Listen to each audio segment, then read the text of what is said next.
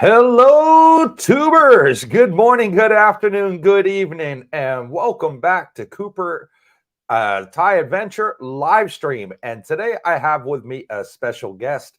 He is none other than our personal immigration agent, and his name is Mr. Singh. We had a video with him that we put out on the channel about 3-4 days ago. Many of you have watched it, and he answered some fantastic questions. And we put all his contact details out there so you could contact him directly. And guess what? He told me his phone blew up. He had lots of phone calls, lots of WhatsApp messages, and lots of emails. And he said he thoroughly enjoyed answering all of your questions. And there was a lot of follow-on questions within the comments.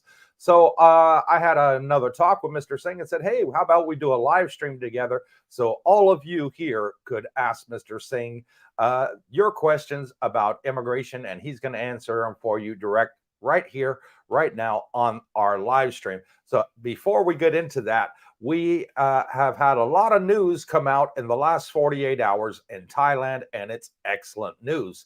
This new prime minister and the deputy prime minister, they seem like they're going to be doing a lot of things for Thailand. So we already know that they've allowed the Russians to have a 90-day visa on entry, tourist visa. Well, they're working on the expats too.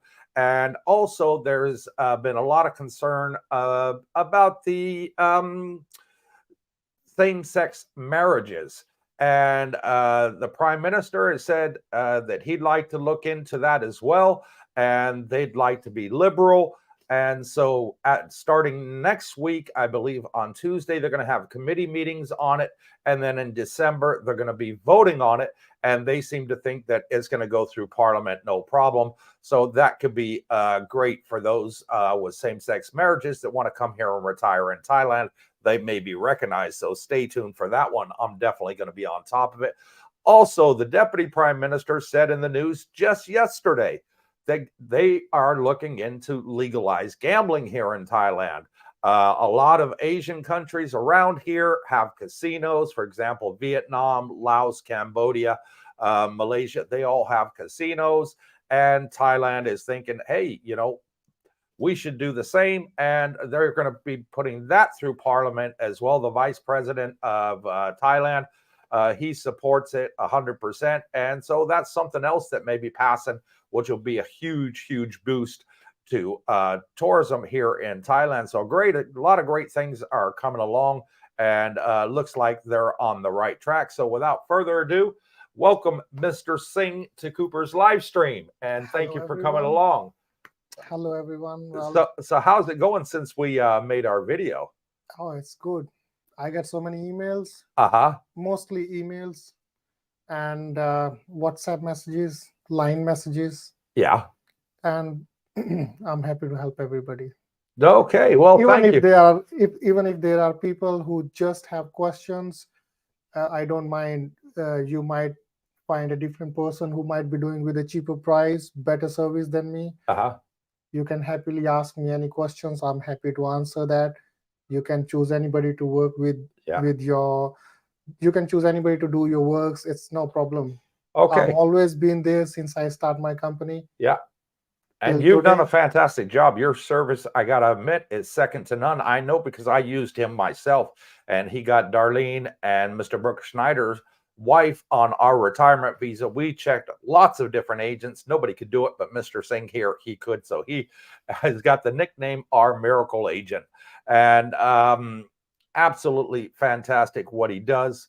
And the one thing that I saw most in the comments was they really liked that they could understand everything that you were saying. You could articulate well in English. Some of our subscribers have reached out to other agents. They haven't replied to them, or when they do reply to them, they can't understand anything they're saying, as it's sort of in mixed English. And you being out there and being able to explain it in perfect English for our subscribers has made the world a difference. So thank you for coming on today, and let's get the show started. This is an open forum, so please get your questions up, and we will read them out here to Mr. Singh, and he will answer them for you today. And the first one comes from Mark Serber. He says, please tell me, if a American couple retires to Thailand, Do they pay full price for individual visas, or is there a price break? Okay, well, each person, when they get on retirement visa, they have to pay their own price. Yes. So the work what will be done for both of the person who are going to be on a retirement visa as a couple will be done separately, individually. So yes, they have to pay the price individually. Right. But once we do the visa next year, so this is only for the initial visa. Yes, for the first visa that they should get retirement visa for like 3 months plus 1 year. Right. For that one, they should pay the initial price separately for both. Right. And for the income, I think he mentioned the income as well, how the income need to be shown each month. So say the husband is the main supplier of the pension. Yes. After the 1 year, 15-month initial Before retirement visa, yes. Can you then put her down as a dependent? So the Yes, price we can. is then a lot less and more Yes. affordable? So basically, first, according to me, I'll suggest them both to go on retirement visa. Right. Because if we go through a way to get them on one person on retirement visa, then another person on dependent, it is possible, but it's more time consuming and it is more hectic. It's more costly. Okay. So what I will suggest is that both of them option. they go. Yes. Cheaper and fast option is both of them they go for retirement visa. Right. They have their retirement visas, which will be 3 months plus 1 year. Uh-huh. Before the 1 year extension expires, we can move one of them, either could be husband following wife or wife following husband. Right. We can move one person on follow visa, which is like dependent visa. Dependent visa, Right. which Spousal is visa. non-immigrant O visa as Correct. well. Retirement visa is non-immigrant O as well when we convert it here. Right. So the person who will be holding the main retirement visa, Uh-huh. according to the question, for the 65,000 baht income, as soon as you have your bank account, I suggest you start moving 60,000, 65,000 minimum per month, each month from that month. Yeah. Because immigration accept your income, monthly income to use to get your visa done, if that is before your visa has been stamped on your passport for 1 year. Yeah, that's for those that want to do the income route. Yes, because there might be people who might be thinking that, okay, we can wait till we get the visa, then we start to move the money. Right. No, you should be moving it as soon as you have a bank account. Uh-huh. For that particular month, you can move 65,000 or 65,000 plus. Mhm. Could be 70, could be 80. Yeah. So that you have more than 65. Okay. Plus, with the income, when we renew your visa extension, it's not only that, okay, you might have savings and you move 65.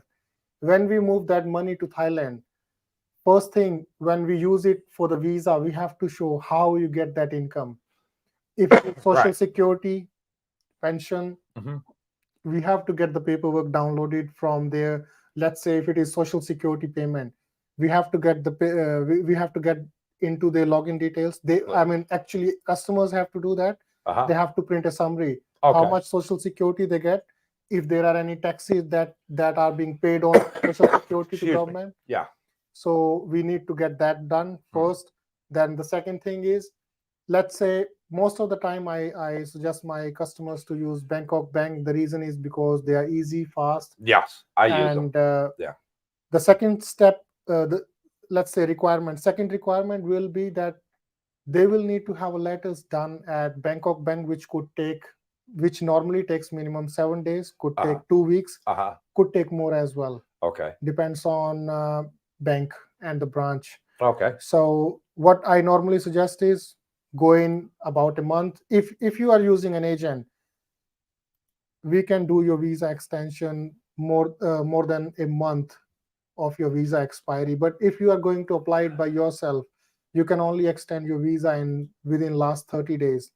So I will suggest, if you're doing it by yourself, it's good to go to get the letters from bank when you have a visa left for 1.5 months. Right. Or maybe when you have visa left for 5 weeks. Right. If you get it in a week, you are still in a window that you can extend your visa for 1 year within last 30 days. And that way you have all the papers in place. But if you go in the last week and you have not enough time, you don't have the papers. Always allow time. Always allow time.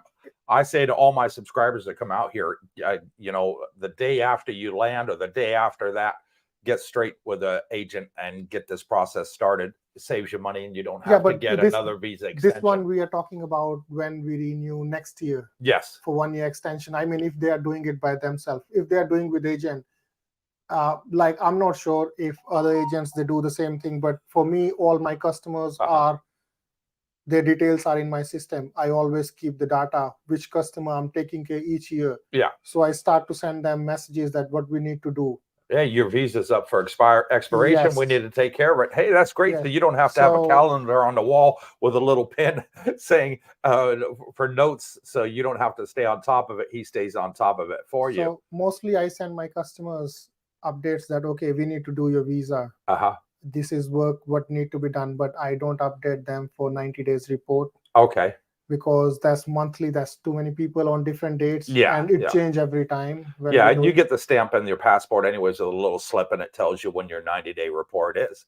Okay, moving on to the next question. And Mike Baker says, should you start to show the transferring of the 65,000 baht per month into your Thai bank account during your first year on an O visa before you change to the monthly for the second year? Okay, what I understand by this question is Mark, he wants to know that Mike. if he should, Mike, yes. Sorry. Okay, if we should start to deposit the money once he have the 3+1 year visa, yes. which is 15 months. Yes, he should be start depositing money as soon as he have the bank account already. Okay. That's what I suggest, because your income will be checked for last 1 year. For 1 year. Okay, so you get the 15 months initial retirement visa, three months plus 12 months. Yes. So that way he would have the 12 months history in the bank. Let me make it more easy. So okay, basically immigration want to see the money deposited, let's say 800,000 in your Thai bank account. Right. On the day when your 1 year visa stamp is being given on your passport. Right. So when we get a retirement visa stamp or any other stamp, we have a stamp date. It is dated on, let's say, 1st of November 2023, and it's expiring on 20th November 2024. So we have a date of stamp that this visa has been issued on this date. Right. The money 800,000 should be in the bank before that date. Okay. If they want to use it as the money deposited in account next year, in which way they can do the visa by themselves, they can have everything done by themselves, or it's the same way for the income as well. So you have to show, and so Mike would have to show a 1 year income proof. Let's say the 65,000 to total the 800,000 needed for the year. Yeah, let's not say it as 1 year. Let's say, because the visa can be done. The visa, what normally a person gets when they arrive here on a tourist visa, is a 3 months visa. Yes. Then the second stamp comes for 1 year, which could be within next about a month. Yes. So which makes the visa on the passport for around 14 months. Let's take as an example. So that way he will have to show for the 14 months. Right. So it's not actually 1 year. It is actually from the date of the stamp when you. So the best advice is, as soon as he gets the bank account open, start showing the deposits in there. Yes. Yeah, the 65,000 a month. So that way, when it comes time for him to renew it, he can show the income, and he doesn't need to have the 800,000 in his bank. He can show that his total income is more than the 800,000 required, 800,000 or more than that. It is equal or more than that. Yes, he can use it that way, and his visa should be able to. He should be able to do it by himself. There should not be any problem. Okay, or so he can use. There you go, Mike. Absolutely great. And is also a way that you can split it. You could have like 400,000 in your bank, and then half of the 65,000 in income. It's just your total income for the year increase than 800,000 per year with the deposit and the income that you have. But the most important thing is that whoever is using income to renew the visa next year, they must show a proof how they get that income. Okay, what if you own a house in your home country and you're getting that income from rent? Because say maybe you're renting that house out for 100,000 baht a month, and that's going into your bank here in Thailand. Is that allowed? Or maybe you got stocks in a foreign country and you're getting dividends from your stocks. or other option? Or does it have to be a pension? Well, let's say the first option you said, rental. Yes. Okay, Thailand will recognize it as income if that person is paying taxes for that rental in their home country. Yes. We can show that this income was from this part. Yeah. These taxes is been paid to government, because then it is recognized by, let's say, for example, America. Yeah. It is recognized by America that, okay, this person have this income. Yeah. And we take this much taxes. Right. And this is the amount that they get each month. Right. So that can be recognized, because immigration here would want to see that how you get that income. Yeah. So as long as you're getting that income legally and you're paying taxes in your home country, yes, then they're happy with it, and it doesn't have to be a pension. Yes, but let me clear out the second part. You said stocks. Sure. Stocks is not actually, because stocks are not taxable as per my understanding. Oh, yes, they are. I pay taxes on mine. Yes, okay, you are. I saw something maybe that in was the United just States, you do pay taxes on them. I do pay it on mine. Well, I will. I have a brokerage account that I have my life savings in, and believe me, I get taxed on that, and the interest goes into my bank account.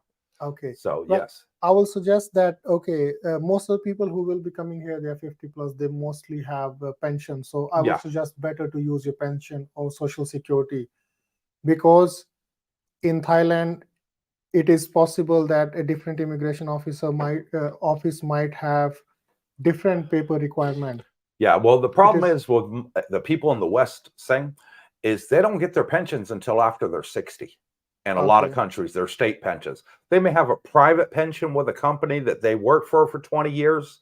For example, if they were in the military, the police department, fire department, whatever, they would have a pension with that company. That's okay. Or they may have been self-employed, maybe a gardener, and they paid their taxes in, and they have to wait till they get their state pension, which doesn't kick in until 62 in America.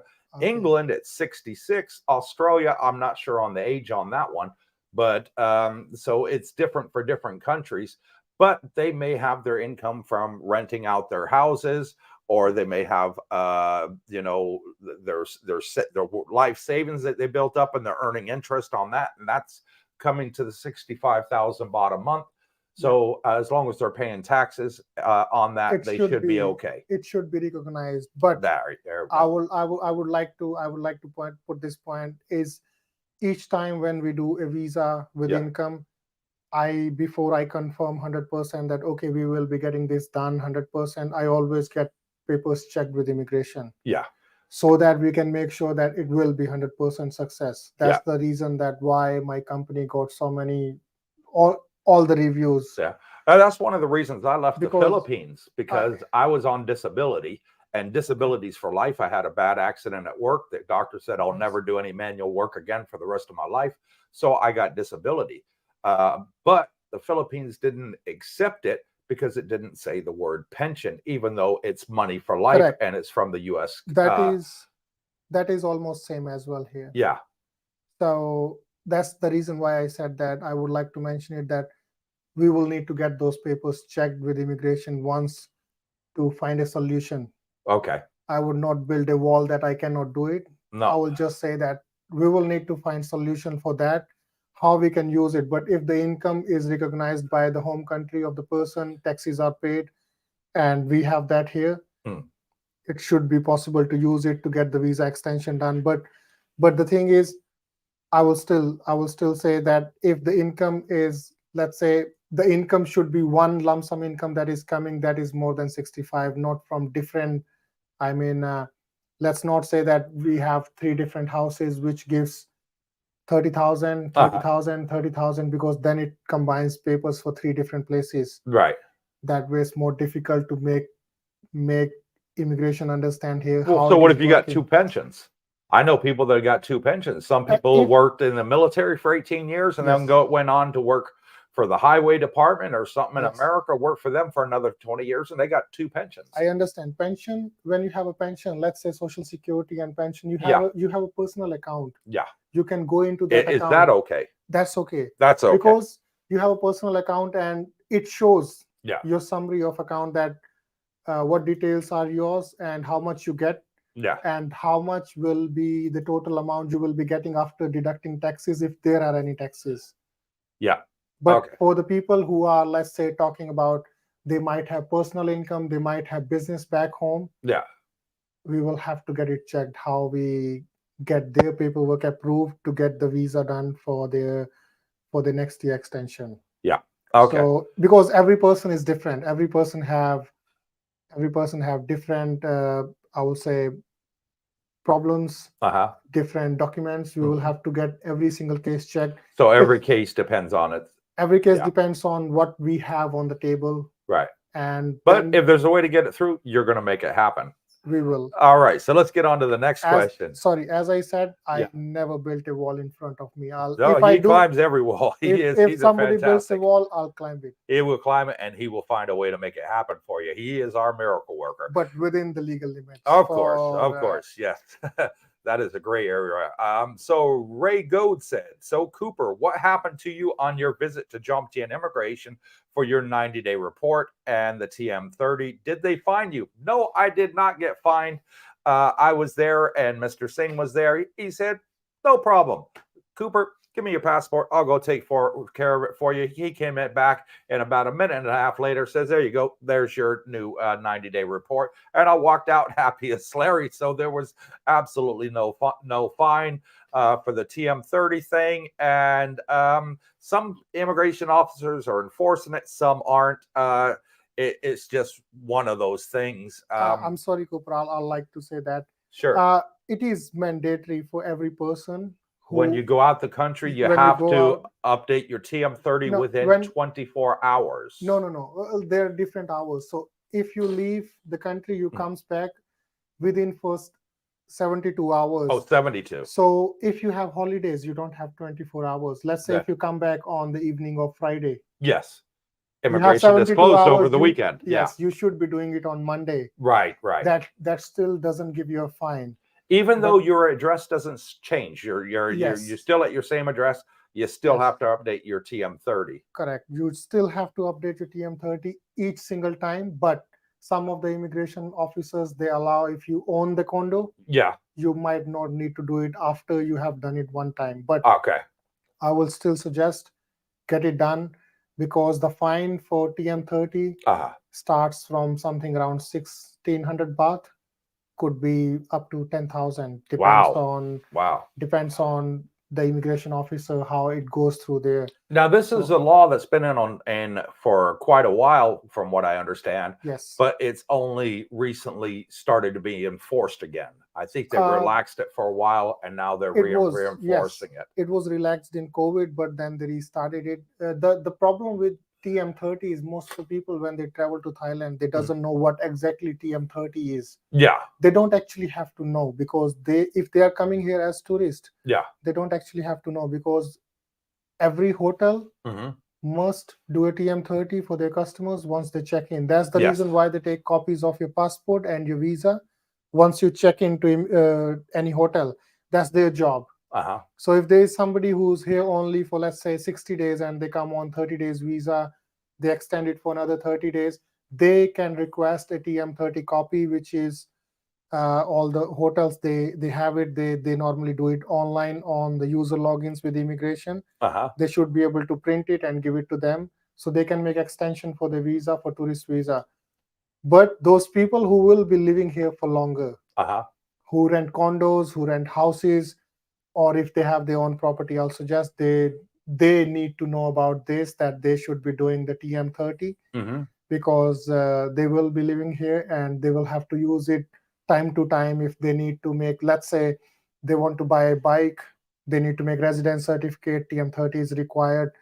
They want to do driving license, they have to make a residence certificate, TM30 is required.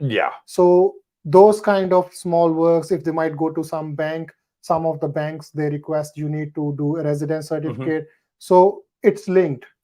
If they are here, they need to use services from immigration office. I will suggest you, even if they use rental properties or if they own the property, better to do it for their peace of mind, plus easy of works in future. It doesn't take much time. No, it was very quick. You just need to in and out in 2 minutes.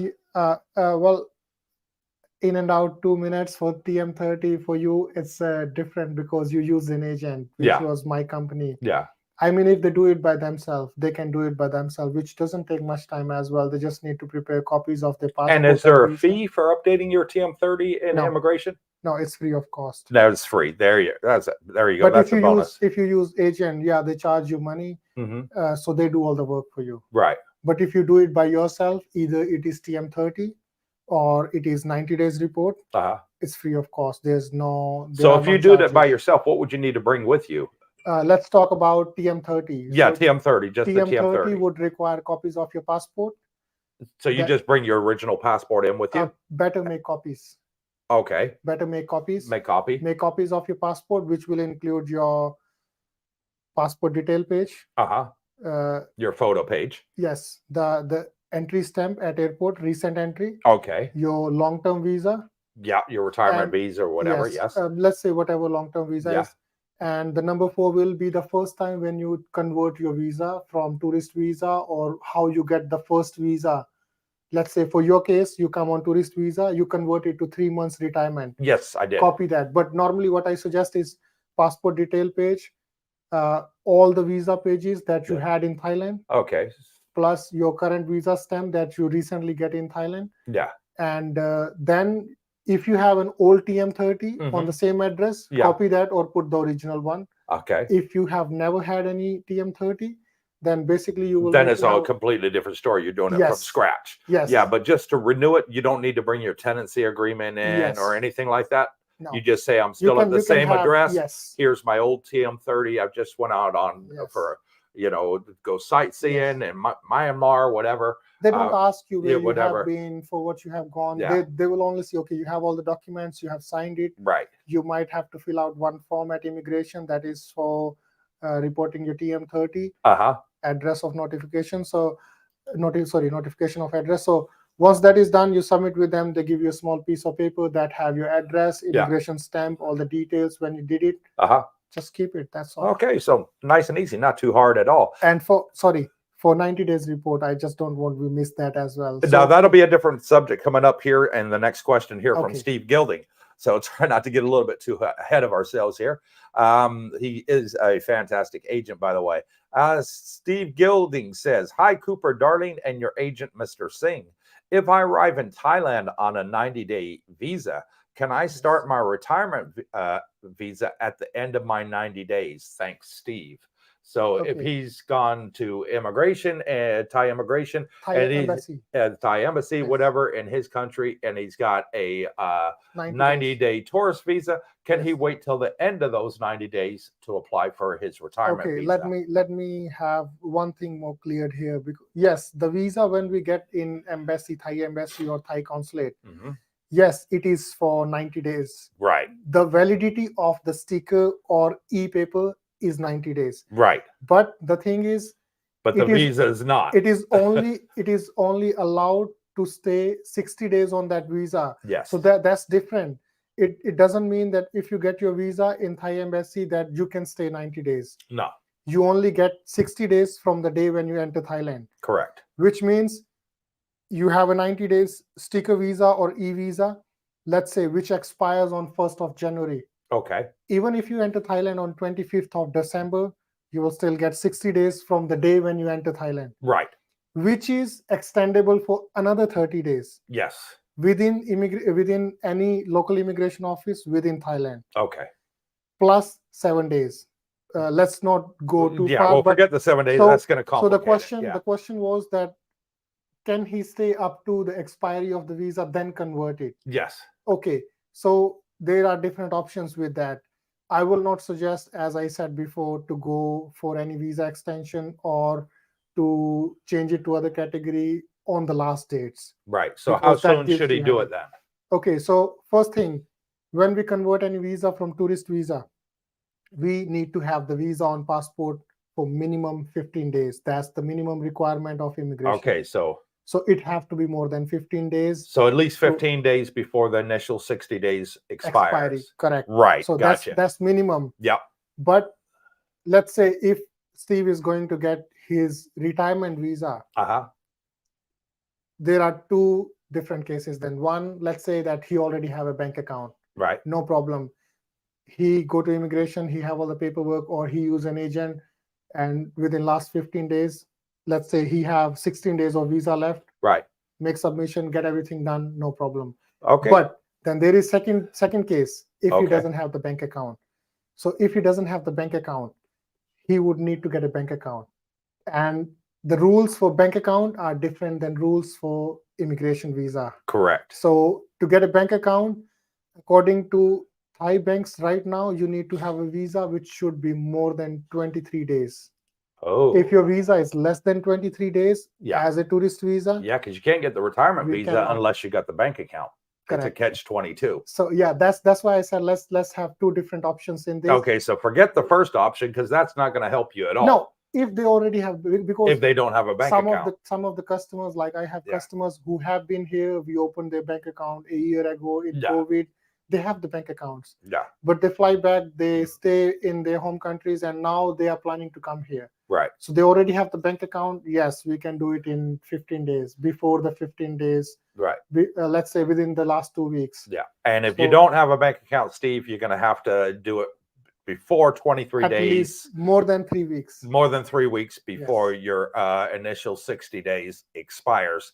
So there you go. I know what you're saying. You'd like to have the 90 days and then get the 15 months. So you get the maximum stay and only have one fee. I know what you're saying there. But unfortunately, it's not that cut and dry. And you can stay here for the 30 days. But as Mr. Singh says, about a week after those 30 days, you need to be submitting it, because you have to have a minimum of 24 days on there to open your Thai bank account. Yeah, but in that case of Steve, if he have a 60-day visa when he arrive, 60-day stamp when he arrived, Yeah. he can wait till he can extend it for another 30 days. Then Or he there can- is that option. Yes. Yeah, he can Yeah, extend it, he but can then stay 2 months. yeah. 2 months, I will say 2 months, 5 days. But then Then he'd he have can- to pay the 1,900 baht for the 30-day extension on that. Correct. He Yeah, will have to, every okay. person who extend that, they will have to pay the fee to immigration, which is 1,900 baht. Right. And So if you want to avoid that fee, Steve, then get it in early. So enjoy your first month here and then get it done straight away. One thing I would like to add in that as well, that once you are here on a tourist visa, either it is for 30 days, either it is for 60 days, make sure if you are looking to stay on longer visa, you are looking to convert it to any other visa, do not get on overstay, even if it is for one day. Overstay is very serious here now. Well, and you can even get blacklisted. Yes, so, but the thing is, let's not get on even one day overstay, because if you have an overstay and you already extend your visa for another 30 days, you will not be allowed to convert it to any other visa. Yeah, so they're really strict on that. Yeah. Yes, you must leave and come back on a new visa before you can start the process to convert your visa to any other category for long term. Yeah. Thank you. They're a very good explanation there. And well, the problem is every single thing what we are talking, there are different things linked to it. Yeah. So I'm not sure if this live might go way longer than 2 hours or 3 hours, because there are so many different things. There are a lot of options, which is why I asked you to come on the live stream. Yes, so you can explain them all, because it baffles me when they ask me on the live stream, and I'm like, well, actually there's 6 different ways, and well, the thing it's is, best to have you on for here. me, when I start to talk about one thing, different things comes up with that, and I like to explain everything what is in my knowledge, how things are being done, which I also have to keep on updating every day with immigration. But there are different things which comes up every time when we talk about one topic. Yeah. The other topic is linked, like the visa, then the overstay, how to change it to other category, what documents it need, how much time it takes. Yeah. Different things with just one question. I can have so many different topics I can cover. Exactly. And Roger Walker says, Mr. Singh, good evening. If I am 68 years old and have $3,000 coming in, can I get a retirement visa? Okay, so this is a big confusion which I had in questions asked by some of the viewers as well, was that if you have the income, you can come on a tourist visa and you can convert it to a retirement visa. Well, that's a no. We cannot use your income to convert your tourist visa to your retirement visa, because you don't have a bank account, Thai immigration, they doesn't recognize your income before you have any long-term visa. And it's not possible to do that way. But the thing is, if you are here, we can help you open bank account, we can help you uh, prepare all the paperwork according to how immigration require it, so that we can get your first 3 months plus 1 year visa done. Once that is done, as we talk in starting, from the time as soon as you have the bank account, you can start moving minimum 65,000 to that bank each month.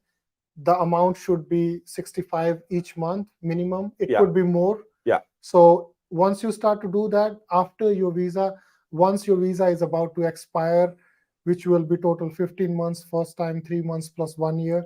Within the last 1 month, you can get your visa extension for 1 year with your income. That will be for the next year. But not for the first time when you change your visa from tourist visa to a non-immigrant or retirement visa. Now, so he'll be getting 3,000, which is roughly 95,000 baht a month at today's exchange rate. That's okay. Yeah, so That's okay he to would be use. well within the limit. There you go, Mr. Roger Walker. And moving on along, Darlene Buchanan sends a $2.79 Canadian super thanks. And thank you, Darlene. So much appreciated for that. And Mr. Schneider says, good evening, all. And thank you for joining us, Mr. Schneider. Joel, good morning. Thanks for being there with this subject, and gives 3 thumbs up. You're very welcome. Dennis L says, my wife and I are over 50.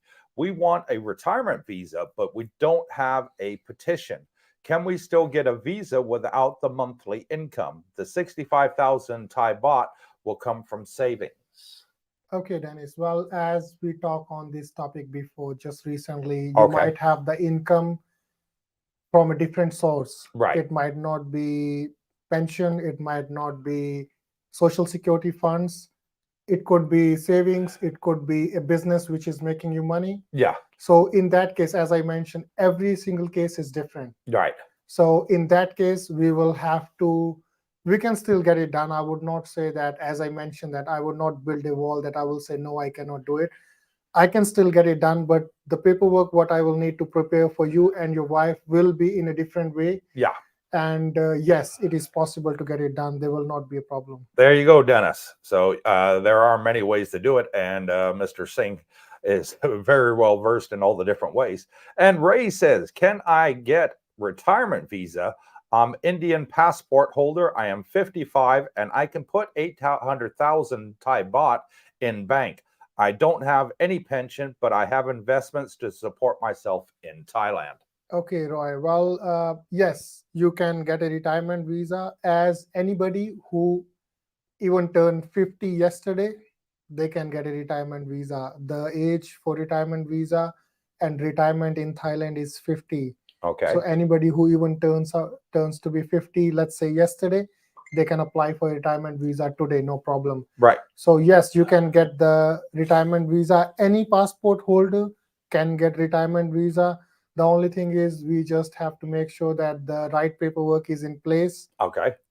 And yes, you can deposit the 800,000 baht in bank.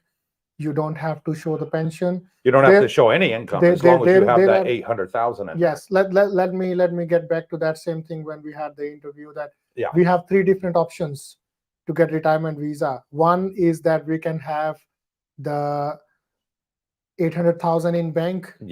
That can use to get the retirement visa done. Number 2 is we show the pension, which is equivalent to 65,000, more than 65,000, and that money is coming to Thailand each month. That can be used as to get the retirement visa done. But only extension for second year, not the visa change category from tourist visa. Number 3, the retirement visa can be done, an extension of retirement visa can be done if you have, let's say, 400,000 in deposit, plus you have the pension, which equivalents to, let's say, 450 in 1 year. And you send that money to Thailand each month, whatever dividend it comes monthly, that can be used to get your visa done as well. For Roy, as you are Indian passport holder, one thing I would like to mention is that you only get 14 days visa on arrival. That is not changeable to any other category. That can be only extended for 7 days maximum. So if you want to get a retirement visa, you must get a sticker visa valid for 90 days, allow you to stay 60 days when you enter Thailand. And to get the sticker visa, he can do that online in India, I believe. Can you still do it online? For Indian passport, well, actually, the website is available to do for everybody. For everybody, but, right.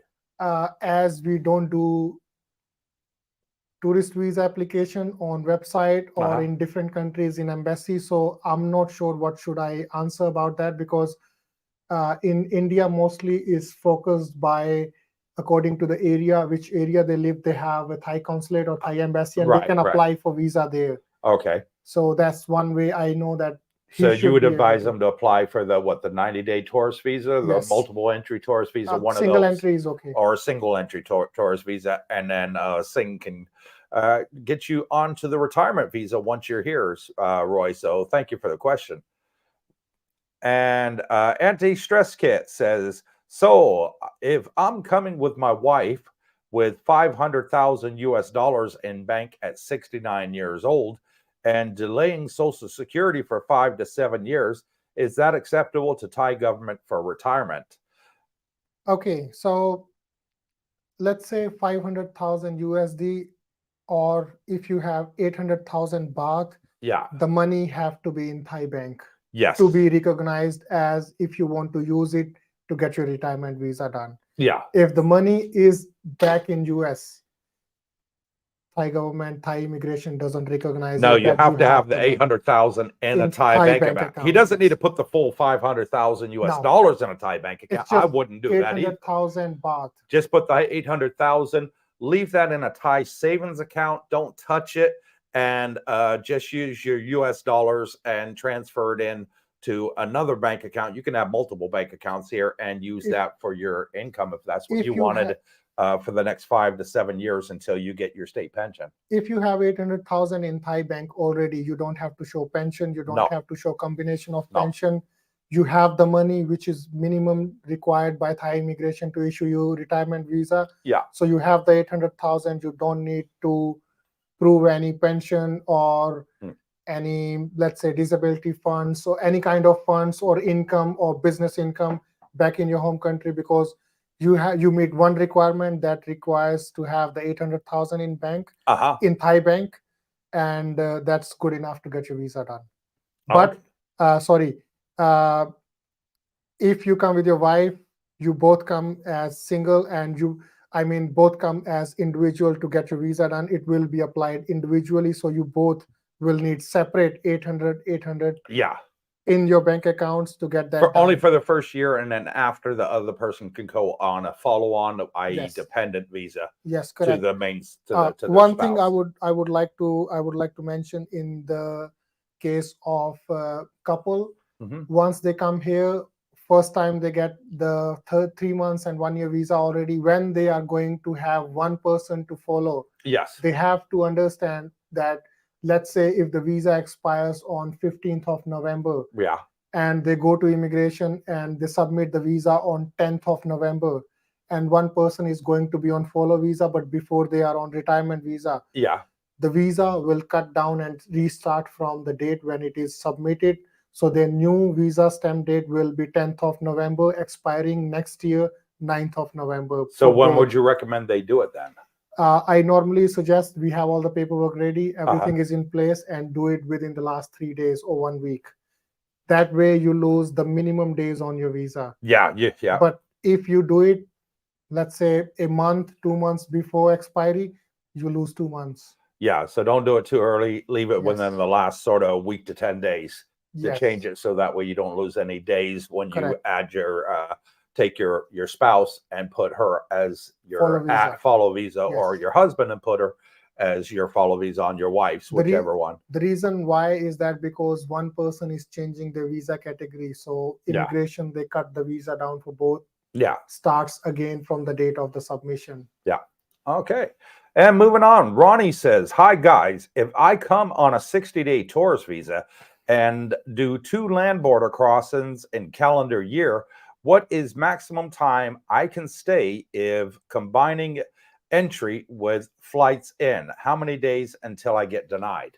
Okay, Ronnie, that's an interesting question. That is a great one. We get a lot of that. Yes, the thing is, I myself cannot give a timeline how long you can stay and when the immigration at airport or border will start to bother you to not they will To start say, to bother hey, you you've with been here questions. enough. Yeah. Yeah. So basically what Thai immigration allows per calendar year is if you enter Thailand with a 60 days entry visa, you can extend it for 30 days, which covers your 3 months roughly.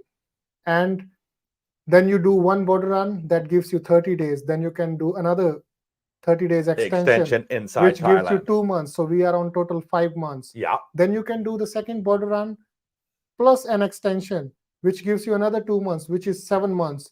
After that, the border run people will not allow you to border run again. Yeah. Because you have already done 2 times. And when you fly out and you fly back in, you have already stayed in Thailand for 7 months, which means it's obvious if you are here more than 6 months, the immigration will stop you at airport and they will start to ask you questions. But I will personally not put any limit on how many months they might start to ask you question. It is possible because that totally depends on the immigration officer at the airport or at the border. In how much time they think that they need to ask you questions or they have to stop you or they have to deny your entry, that totally depends on immigration. Yeah. So it is possible that if you might come only for 4 months, but in past year, let's talk about 2023. In 2023, you have stayed 7 months, you go back, no problems. 2024, you have the same passport, you come back, you entered Thailand for 30 days, then you did 30 days extension, then you did maybe one border run, you stay 3 months, then you leave, and then you come back after maybe 2 months. It is possible they can stop you on your next entry, which per calendar year you might think that you can stay 6 months, but they will see the history of your passport, how long you have been on the visa in Thailand. Right. Which means they will assume if you cannot answer their questions, they will assume you might be working on a tourist visa, which is one common thing that they can think that why you are staying longer. Trying to work illegally in the country. Yeah. But I do understand you might have a girlfriend, but they don't have any kind of, in Thailand, we don't have any kind of fiance visa. No. And it is possible you might just visit because you have money. But if you have a girlfriend, then they will take that question down as that you should marry and get a marriage visa. Yeah. That's the common answer you will get for that. Or second, let's say if you say you have money, you just want to travel, they will say, okay, if you have that much money, get an elite visa, which is super, super expensive now. They increase the prices. So there's no other possibility or no other answers you can give them that, okay, why you are coming to Thailand. So as a tourist, they have a limit that you can only stay up to that much time. But if you want to stay longer, you will have to choose a visa that you want to go on to for long term and use that visa to stay. Because I thought the legal maximum you could stay is 180 days in one calendar year. That is actually, I would say that is actually people, they promote it online as because you can do one entry, 30 days plus 30-day extension, then 2 border runs, each can be extended 30 days, maximum 180. That's if you're coming in on a 30-day where you get your visa on arrival. Yeah, or your exemption visa, whatever they call it. To me, it's all visas.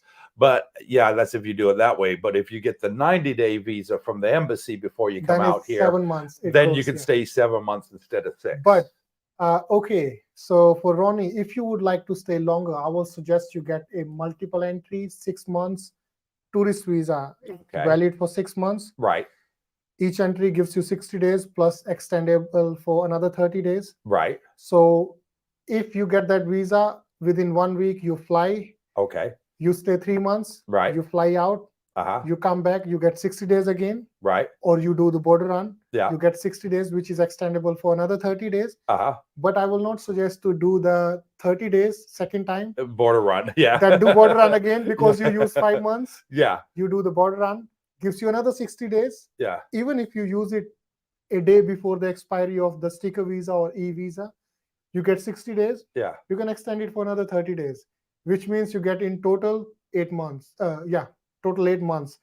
And you don't get problems with the border guards? You have the visa. Oh. That allows you to enter.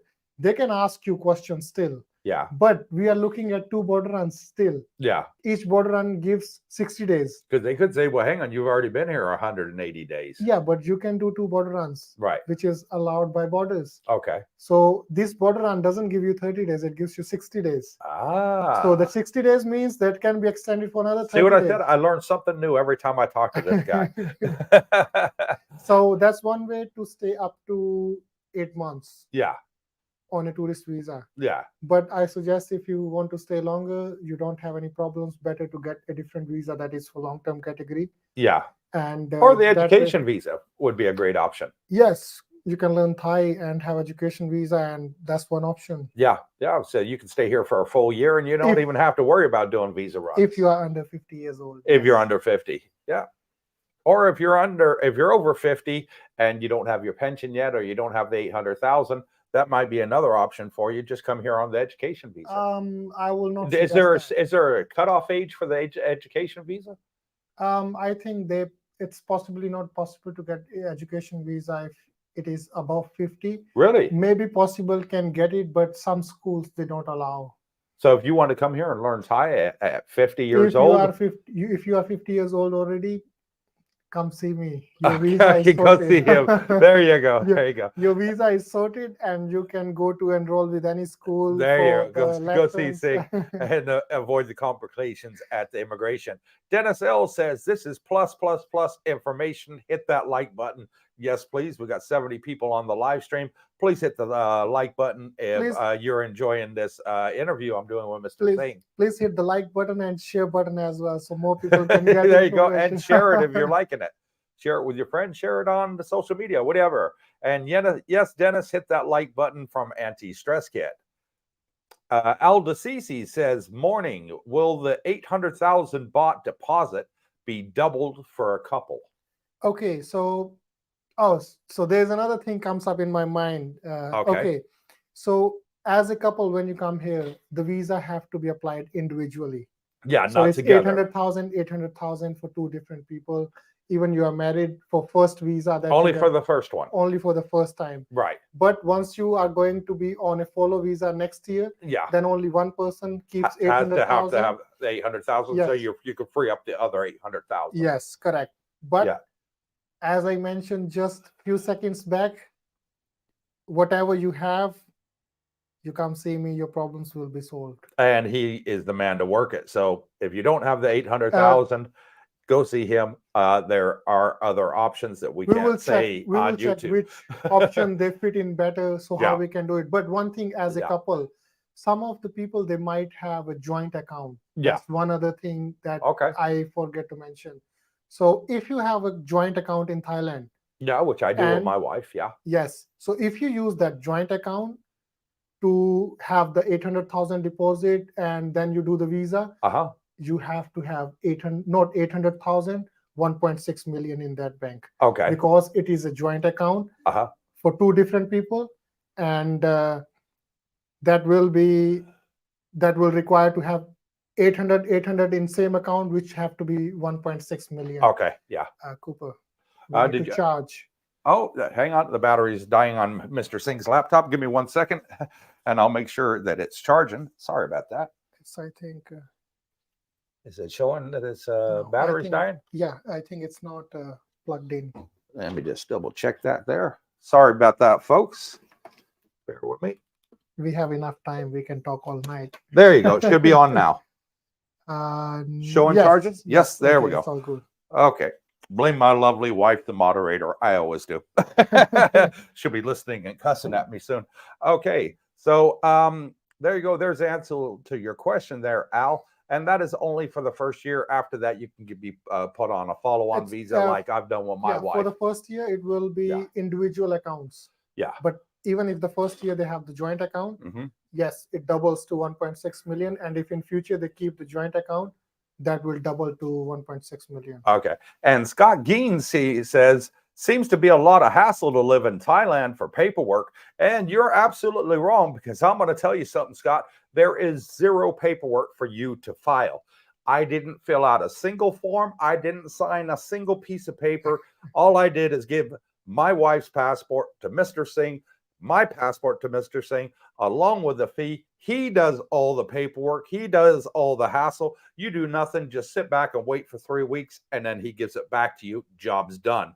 So as far as paperwork and stress, that this man here, he makes it absolutely stress-free. Let me be pointing in the opposite direction because the camera is going the opposite way. He makes it absolutely stress-free, and there is no paperwork. People ask me, what do I need to bring with me to Thailand? Do I need this? Do I need that? And the answer is no. All you bring is your passport. I would like to add in that. Sure. You bring your passport. If you don't have the bank account, yeah, you need a second ID. Okay, like a driver's license, state ID, valid, social security card, yes, anything with your photo on it. Valid driving license, yeah, or some ID that have your photo. It could be a driving license, state ID, whatever, yeah. A different country as well. No doesn't problem. Have to be from Thailand. Yes, that is the requirement for the bank. Right. Banks require 2 different IDs to have the bank account open. Right.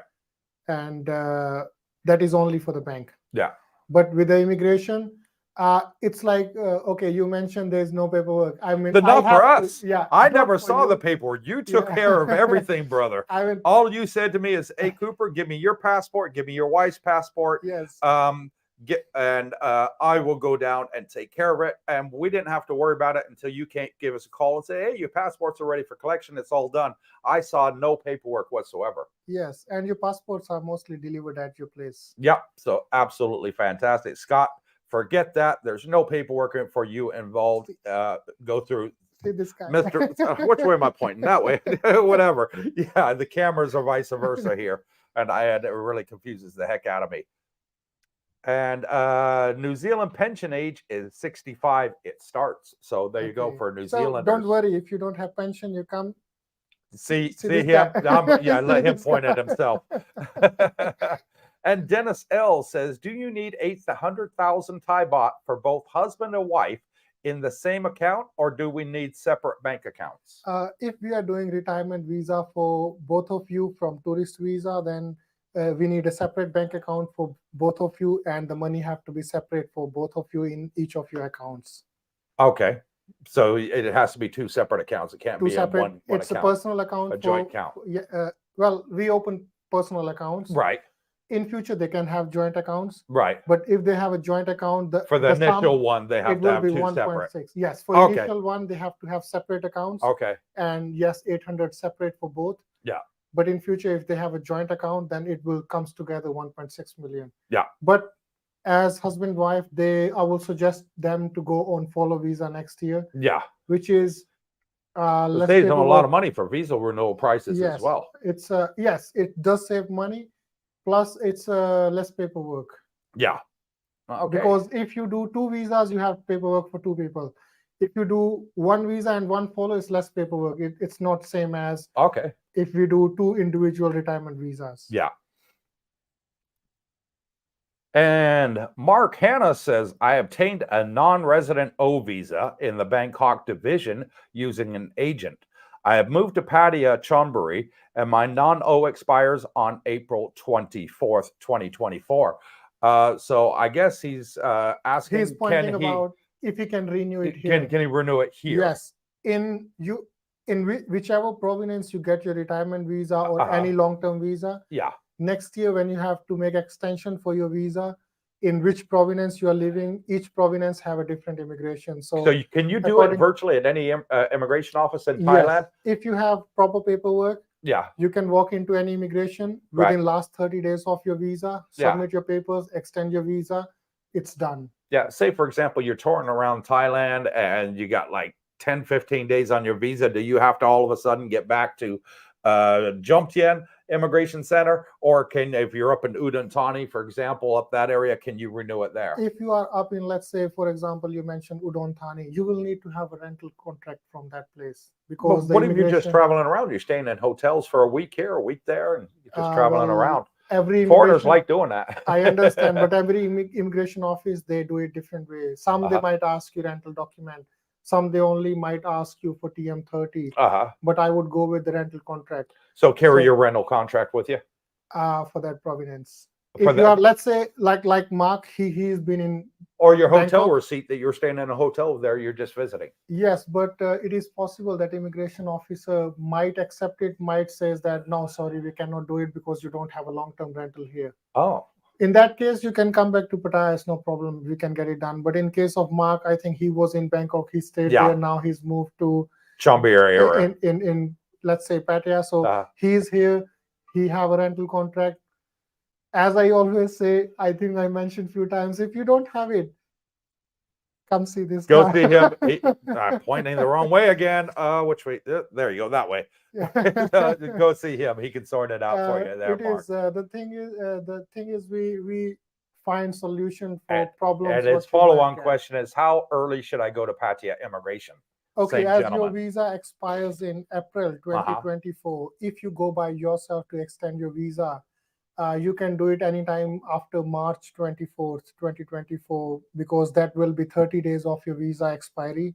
So you can do it within 30 days of within last 30 days. Within the last 30 days. Oh, absolutely. But if you use an agent, we can possibly do it in, let's say, 45 to 2 months. So 45 to 60 days. So if you want to do it in advance with an agent, you can do it in advance as well. Yeah, and Plain Dave says, I hope I can use my dividends for income. Otherwise, I'll have to start shopping in different places to live. In other words, outside Thailand, can he use his dividends as a form of income for the 65,000 that he has to show monthly after the first year? Well, after the first year, okay. So after the first year, we have three options to go with. One is 800,000, already in account for more than a year. Second is monthly income. Third is, as we talk, deposit plus the monthly income, which combines at more than 800,000 per year. So if those three options are there, and you can use any one of them. But if you are outside those three options, same. See him again. The magic worker. Pointing the wrong way again. See the magic worker over here. He can sort it out for you. Don't even worry about that, Dave. This guy is a magician. Because the thing is, every person have different situation. Every person have different paperwork. Every person comes with different difficulties. So we have to see that particular case, how they come, what they have, what we can do, and how it can be fixed. Yeah, and you can fix just about anything, I've noticed. Almost. And Richard Ricardo says, hello, guys, and welcome, Richard, to the live stream. Dennis L., how much does Mr. Singh charge for his retirement visa services? Can you add his information to the link, please? And I will add the link to the information. And as Mr. Singh said earlier in the video, it depends on the circumstance. So it depends which way that you want to do the retirement. There's 3 different ways.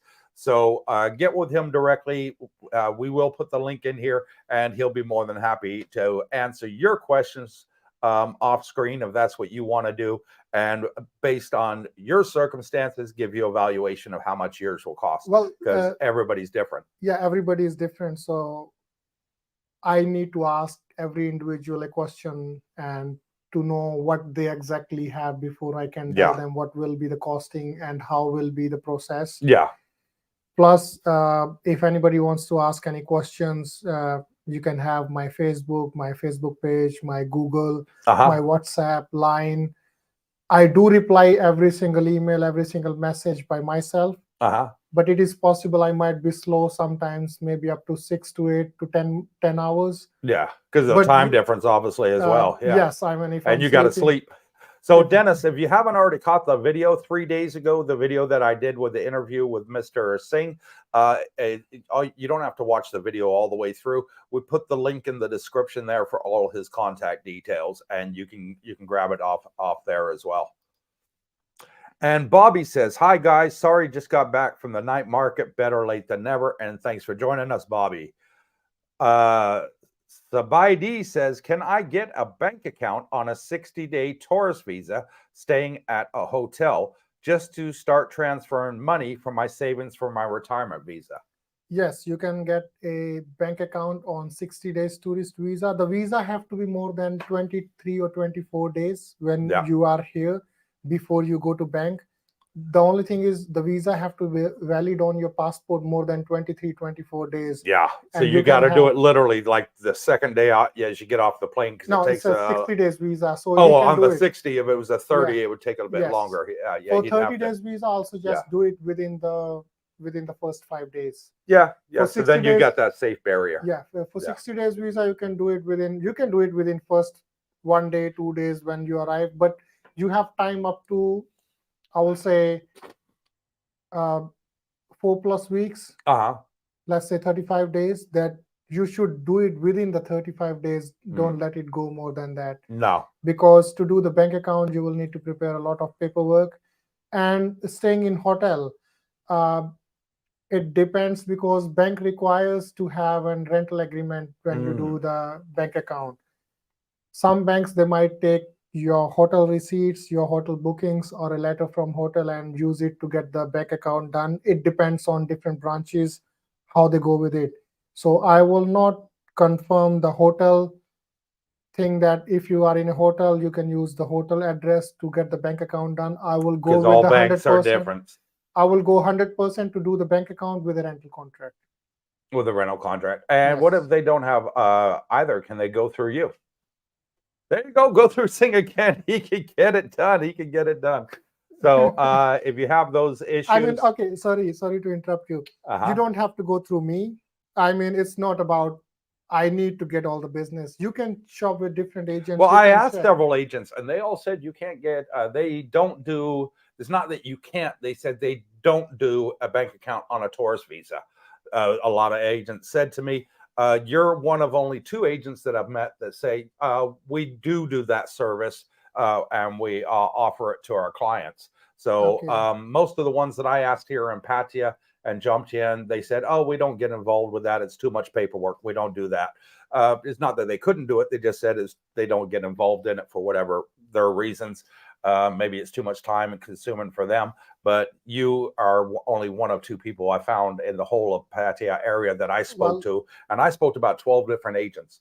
So well, brother, hats off to you, brother. Brother, they have a wall in front of them. They don't want to climb. Yeah, maybe so. I'm 6'3". I would like to climb all the walls I have in front. Is that with or without the turban? Without the turban. Without the turban, you're 6'3". You're 3 inches bigger than me. With turban, I'm 6'5", 6'6". And he's got a great sense of humor. I love joking with Mr. Singh here. We've got a long-standing relationship. He's a fantastic guy. Roger Walker, sorry for that mistake. What kind of documents do I need to bring to Thailand from the U.S. to show the amount of Social Security and retirement I have coming in? Okay, Roger, if you are coming in on a tourist visa, the first thing is you cannot use your Social Security income or your retirement funds to show as to get your retirement visa done. That is not possible. Yeah. That is only possible the next year. So the documents basically they ask for Social Security is when you log into your Social Security account online, you just print your account summary, which will show your full name, amount, how much you get, how much taxes, if there are any taxes, are deductible on that, and the monthly amount that you get must be more than 65,000 baht. Yeah. So that is the only way to use it to get your retirement visa extension done with the income. But for the first time when you come to Thailand, if it is a tourist visa, you will not be able to use your monthly income or Social Security funds. Yeah, you can do that on the second time, but Mr. Singh has a wall that he knows how to get over, so you don't have to worry about that. I don't climb, I jump. All right. And he also says that he has 2 incomes. He's got Social Security and retirement that he has coming in. So he'll be able to show both of that. So we will need to have summary of the account for both. Yeah. That shows the full name. Yeah. Which match the passport and how much amount is being. Yeah, you can print that off on the Social Security website in the online. States. You can go log into that and print it off. I've done that many a times myself. Okay, so he have 2 different accounts. If both of them are, let's say, more than 65, let's say 80,000, he will have to use both accounts to transfer that 80,000 or let's say 70,000 or more than 65 to Thailand. Then show summary by 2 different accounts. And then we have to get a summary at the bank. Let's say if it is with the Bangkok bank, then get a summary at the bank here in Thailand that amount was transferred each month to his Thai bank account. Yeah, because it shows on my statements, exactly where it comes from. It shows disability from the state of California, and it shows it going into my bank. Yes. So it's straightforward and easy there, Roger. You're not going to have any problem. Again, like I said, this guy here, he jumps over walls. He jumps over walls to make things happen. Don't even worry about that. Again, you're not going to have a problem. And Sig says, I'm not quite sure anymore. Given the new tax laws that is in the works, which seems to affect most expats if people stay 180 days or more in Thailand each year. And Sig, you may have missed my other programs on this. They've already gone over this and they've released the preliminary information. And from what I understand, they're not going to be going after the pensioners, okay? They're not going to go after the retirees and those that are on pensions over here. They're not going to touch that. What they're going after is those that have like online businesses. They're not paying taxes in their home country, and they're not paying taxes in Thailand either. Those are the people that they said they're going to target, and 85% of retirees do not have a problem to worry about there. I would like to add into this point. I don't have the 100% knowledge about this because that's the new law coming in January 1st. It's not yet been okay. It is in talks. Yeah. It's not yet been passed that it will be applied from first. They're still talking. Oh, really? It's not. Well, I might be wrong, but what I understand is it's not yet passed that it will be applied. Because I read in the Bangkok Post it's coming in on the 1st of January. But they have to pass it in. Okay. So they have to pass it in. Right. In the government have to pass it. So let's say if a retired person is in Thailand, they don't have first tax ID. Right. No, you don't. You don't have a tax ID because you don't need to. You can't work as a retiree. Yes. How would you be taxed by government? We understand we have bank account, the money is coming, but this is basically for Thai people who work abroad. They go there, they do work. Yes, they pay money there. They earn money there, then they pay taxes there. When they come to Thailand, Thai government want to tax them on that money, whatever they're bringing to Thailand as well. Right. And all the people who are here on work visas, who have tax IDs, if they have any income coming from overseas, which I believe will be taxed as well. Yeah.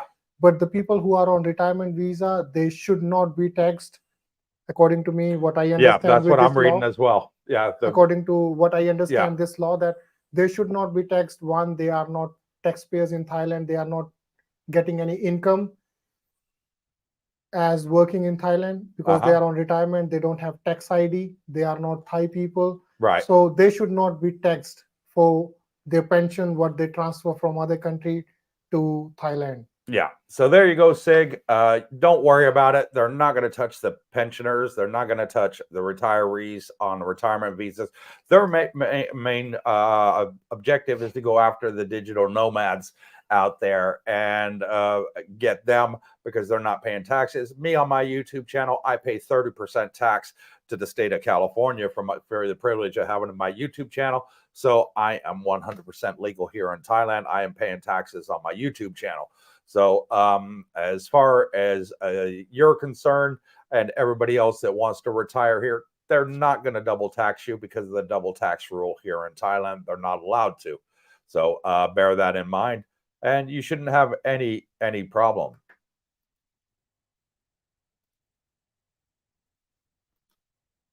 And this mouse will click. Oh, there we go. And Steve Gilding says, thank you for answering my question. And I'll be visiting Mr. Singh when I arrive in Thailand.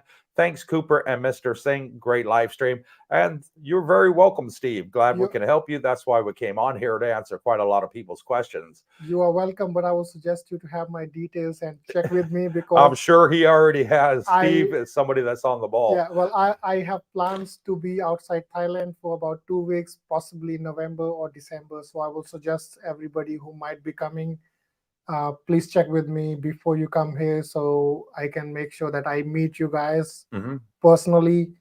Whatever things you need to get done, I get it done myself. So it is either November or December. I will be away from Thailand for 2 weeks. So if it is after New Year, no problem. I'm here whole year. Yeah. And a stress kit says, so 800,000 each, husband, bride, in Thai savings bank account. We're good. And yeah, you are. And if you don't have that, again, see him. He can jump walls. And I can't say any more than that. So, and he says, dang. But yeah, so Strategic Player says, can you get the 800,000 back if you leave? Of course you can. That It's money, in your account. You have yes, control over your account. You can take it out anytime you want. It's your money. So you can even the spend it. government doesn't control the bank account. You control your own account, unlike in the Philippines, where me, I had to pay 20,000 US dollars for my retirement visa. I had to give it to the PRA, which is the Philippine Retirement Authority. I canceled my visa 3 months ago. I still haven't got the $20,000 back from the Philippines. So, and God knows when I'm going to get it. They said it takes about 6 months to get back. But here in Thailand, it's the other way around. You put the money in your bank account. All you have to do is show the statement, and that's it. You control the money. They don't. In Philippines, it's the other way around. They control it, not you. So that's a plus for Thailand, in my opinion, there. Well, with the money here, they need to show the statement plus a bank guarantee letter that is made at bank, which can be made at same time. So that's all. You control your money. You can keep 800,000. You can keep 1 million. You can keep 10 million. It's all you. As long as it's more than 800,000, your retirement visa is good to go, and you can use that money. Even if you get a retirement visa for 3 months plus 1 year, you had the 800,000. You use it all in 1 year, and then you don't want to be in Thailand, no problem. You still have a Thai bank account, which you can keep maybe zero or maybe put some few thousand. If you have debit card, they will be keep on charging you yearly. The debit card fee. So you can keep few thousands. You can leave. In future, you think that okay, you might want to come back to Thailand again, then redo the retirement visa. You can move the money back in account. Get started with retirement visa again, no problem. Yep, excellent news. And Singh says if we stay 180 days or more in Thailand each year, sorry for the typo, no problem there, Singh. But again, I know digital nomads out here, and they pay taxes in Thailand and not in their home country, because the tax in Thailand is only 6%. And in England, I believe it's 17% now, the tax. It's something crazy. Australia, I know it's high. In America, I know it's high in tax as well. Thailand is one of the lowest tax countries in Asia. So bear that in mind if you're somebody that likes to work online, Sig, and you want to spend more than 180 days here. The tax is only 6%. It's very, very cheap. And Moss Crawley says, hello, Cooper and Mr. Singh. Married to Thai. If I come in on a visa exempt and get 30-day extension, can I open a bank account, lodge 400,000? So in other words, can he put in 400,000 into a Thai and open a Thai bank account? Okay, yes. If you come on a 30 days visa exemption and you are already married, first thing will be if you're married outside Thailand or you're married in Thailand. He's married to a Thai, he says. Yes, but it could be married like, okay, your case, you're from England. Yeah, well, from the States. Yeah, California. Yeah, okay. And your wife, she's from Philippines, correct. But where did you marry? You married in Kuwait. That's right. Yes, so we did. Let's say if, Moss, let's say if you married in your home country, that's one case. Yeah. If you married in a different country, that's a second case. If you married in Thailand, that's a third case. It is the easiest if you married in Thailand, right, to go with. Or let's say if you're married in a different country, then you will have to get your marriage papers attested by the embassy of that country or your home country. But he's asking to open a that's what I'm explaining. A bank account. So we will come to the bank account. Okay. So once those are done, then it have to be translated to Thai, right, submitted with the local district department to register both of them in Thailand as well, that they are married. Okay. Use those papers on a 30 days visa to get the bank account done. Yes, you can open that bank account. Once your bank account is open, yes, you can deposit 400,000 in your bank. Yeah. And then you can get the visa changed to non-O visa, which is same non-O immigrant, right, non-immigrant O visa for the Thai wife. Yeah, yeah. Oh, yeah, that's right. For the Thai wife, it's only half. It's not the 800,000. It's 400,000 because your wife is a Thai citizen. Yes, correct. Yes. So you can open bank account. Yeah. You can open bank account. You will have to present them with the papers that you are married to her. Which I will suggest to use the one that district office in Thailand will issue you, because those will be in Thai. Bank can recognize easily. They won't give you trouble. Plus, once you have the bank, You can deposit the money. You come on 30 days visa. You can extend it for more 30 days. You can get another 2 months extension on your visa for visit wife, which is only for visit Thai family. Right. Then you can convert it to 3 months non-O visa. Yeah, there's a lot you can do if you're married to a Thai. It opens a whole floodgate of doors.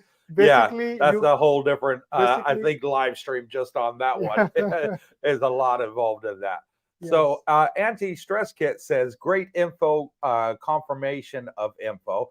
Very grateful for this. Do you know current threshold for elite visa? Okay, yes, I do, but I only have limited information. I don't. Well, they don't call it the elite visa anymore. I think they call it the privilege, don't they? Is it called? It's same. Yeah, it's the same thing, but they just changed the name to. No. I think it was privileged visa before as well, but it's known as elite visa. Yeah, we locals still call it the elite visa. Yes, it's easy to know that. Yeah. The only thing with elite visas changed is prices. I will have to go through again, but as much I remember, I think the 20-year ones goes for 5 million baht, which was 1 million before. Ouch. And the 5 years one gone up as well with the price. So I know the 1 year jumped up. I think 1 year jumped up from what was it? From 600,000 to 800,000 or 1 million. They have 5 years minimum. Didn't they? Was it about 5? Oh, okay. So it was 5, 10, and 20, I think. 5, 10, 20 years. Yeah, 5, 10, 20. So 20 years goes to 5 million. Right. If I'm not wrong, 10 years goes to 2.5 million. And 5 years, I'm not sure if it is 1 million or 1.2 million. I will have to check that information. Yeah, the prices have risen recently, and a lot of people are still trying to catch up with it. Okay, but I would only do that anti-stress kit as an absolute last resort, because to me it's throwaway money. You're going to pay for this visa and you don't get the money back. It just gives you the privilege of staying here for 5, 10, or 20 years. I wouldn't do it personally, but then I do understand those that do it because they're under 50. Predominantly the people that are under 50 do it to take them to the retirement age because they retired early.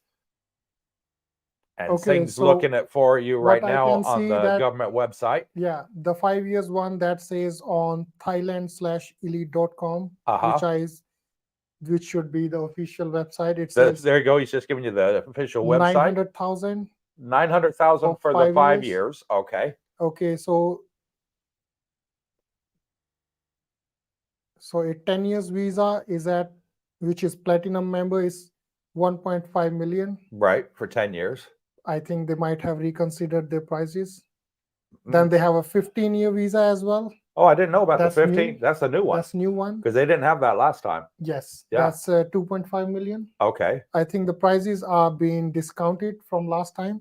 Yeah. Because it does says, because I remember there was a lot of confusion when that first came out. Yes. And the 20 years visa is at 5 million. 20 years, 5 million. So they have added a new visa, which is for 15 years now, which was not there before. And the 5 year is how much? 900,000. 900,000, but it was 600,000, wasn't it? It was, yes. So it was actually about, I will say 2 years ago, it was 500,000. Then it was changed within COVID time. It was changed to 600,000. Right. Then now it's changed to 900,000. Yeah, so there you go. There's the new elite visa prices, and he's got it up to date as he's on the government website. And what was the link to that site again? It's Thailand/elite.com. Thailand/elite.com. That is the official website. There are different websites when you search online for elite. Yeah. But go with the official one. I did went to the old one with the old prices. Yeah. So when you check a website, if you want to make sure that that's the legit one, they will have the HTTPS, the green mark, right, on the link on their domain. On the one in Thailand, yeah. Yes. And the prices, I'm 100% sure the 20 years goes for 5 million. So any website showing 20 years for cheaper, should not have updated their information and might not be the elite website. And there you go. Mark Hanna said, I obtained an education visa at 67 years old. Okay, well, as so I he's said, got an agent that can jump walls too. well, I can understand, as I mentioned, that some schools they might do it, some schools they might not do it because of the age. But at 67, I would say retirement visa is the best option. Yeah, it is very easy to get. Moss Crawley says, hello, Cooper, Mr. Singh, married to a Thai. If I come, I think we already read that one. No, we read the one with the bank account, and he's asking for the 90 days marriage visa. So, okay, yes, you can, but if you do the marriage visa, you must have the 400,000 in your Thai bank account more than 60 days before you apply for 90 days non-O marriage visa. Okay. So what I suggest you is you come on 30 days visa exemption, make an extension for 30 more days, make an extension for 60 days, visit family. That gives you in total 4 months. Within that time, you can have that 400,000 deposit in your bank, and you have enough time to convert your visa to 3 months non-immigrant or marriage visa, which later you can extend it for 1 year. Okay. The thing which I was about to explain before. But that's another topic. It will take a lot more time. So any questions, any concerns, there you go, get in touch with him, Moss. What we can do is maybe after this live stream, whenever I have time, we put up a topic that we might be talking about, let's say retirement visa on this date on this day. So any questions regarding only that visa, we can answer on that same day, so that they know that, okay, this is what is going to happen with this visa. Because right now we mix up everything. It is. There's just so many different visa categories and questions to ask. That's why I told you that we can go on for hours. I know. So it will take a lot more time, because once I start to explain you one thing, there will be another thing comes up, like for marriage visa. He knows that he can do 30 days extension, then change it to 90 days. Very less people, they know you can get a stamp only one time per passport. Visit family stamp that is valid for 60 days. Right. Even you are on a tourist visa, you are on any other visa, you can get that stamp. Okay, well, that's nice to know. That way he gets 4 months, which is good enough, going on 90 days, then 1 year extension. Okay, and Stone asks, if I am 49, can I get an education visa for 1 year, and then after that turn into a retirement visa? Thank you. That's a yes. There you go. Yes, you can do it. Straight, easy answer. Education visa, stay for up to 1 year, then it can be switched to retirement visa. Okay, so does he have to go back to a tourist visa, or is the education visa transferable? It is transferable. Okay, even better. So it will be changed from education visa straight to retirement visa, 1 year extension. But for how long he will have the education visa? Let's say if he turned 50 already and he still have 3 months of visa left on passport. And he applied for the retirement visa, the visa starts from the day when it is applied. Okay. So he lost that visa. What he have in I would keep the education visa for the 3 months, like last 2 weeks. Last 2 weeks, and then change it. Depending on when his birthday falls.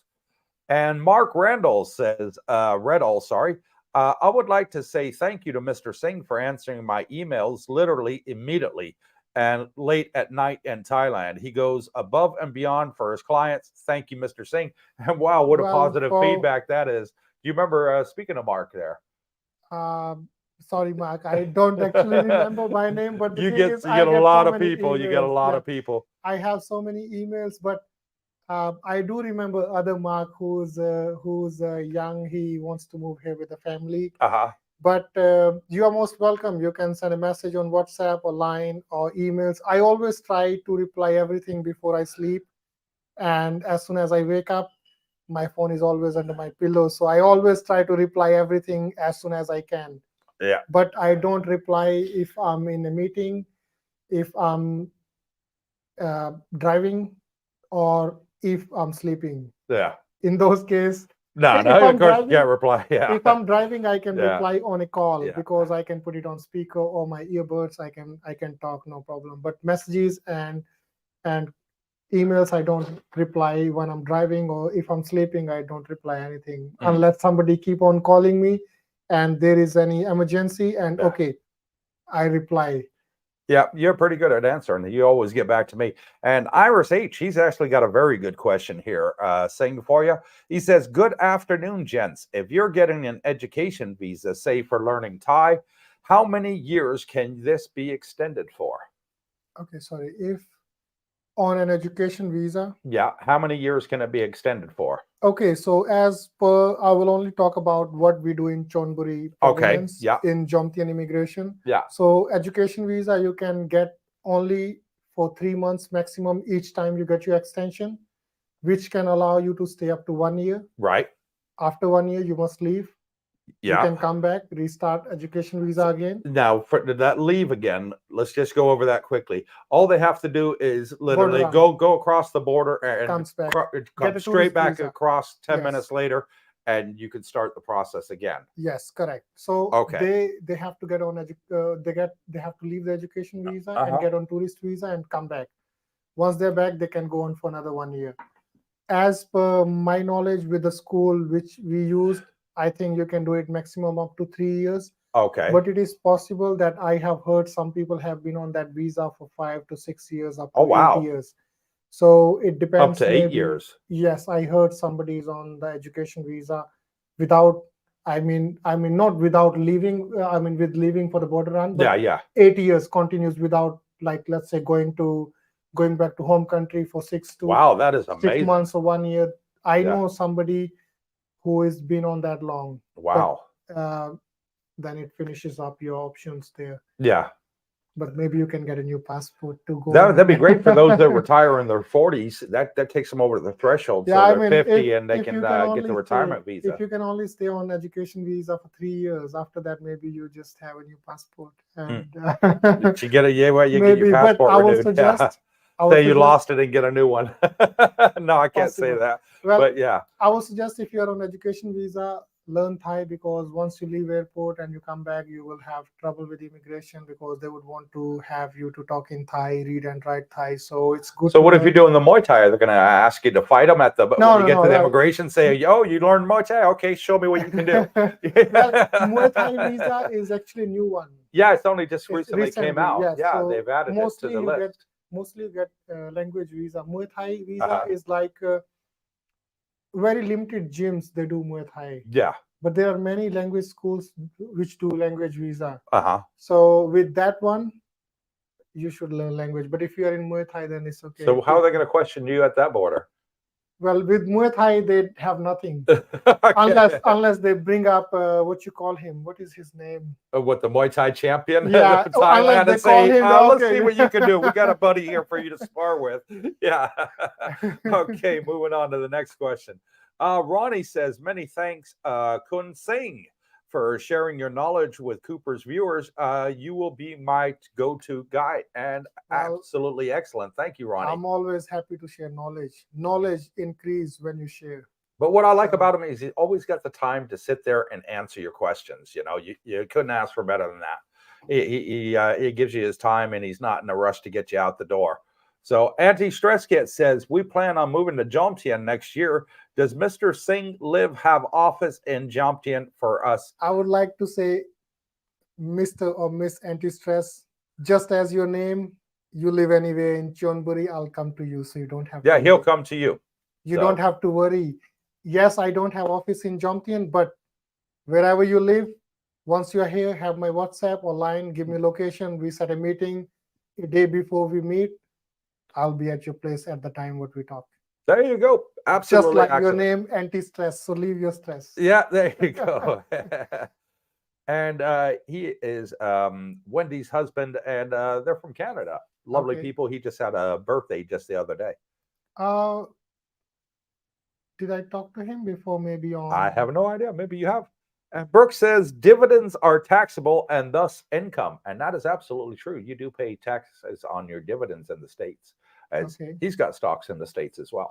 Okay. Yeah. Well, I don't have that. And it's considered a source of income in the States as well. So therefore you pay taxes on it. With that information, I'll have to check with immigration with the paperwork that, okay, I have the paperwork in hand. This is what is the income. Right. And the money is being moved to Thailand. How we use it. Yeah. And how we get that income used to get the retirement visa extension done. Yeah. Excellent. And A. Hare says, can I spend 3 to 4 months in Thailand a year if I spend 1.5 months and then leave for 7 days, then enter again and stay for 2 months, and then leave and come again next year after 8 months? Will it be a problem? Okay, I well, got to do a lot of adding up in my head. That was well, I confusing understand. one. I You got it? understand. I Okay, understand well that done. already. This is easy That's for why me. you're the So we are immigration talking agent, about not we are me. talking about it's a tourist visa. Uh-huh. So yes, you can stay 1.5 months. You can go for 7 days. Let's say you might go Vietnam, Cambodia, or Laos. You come back. You stay 2 months. Then you Uh-huh. leave for 8 months.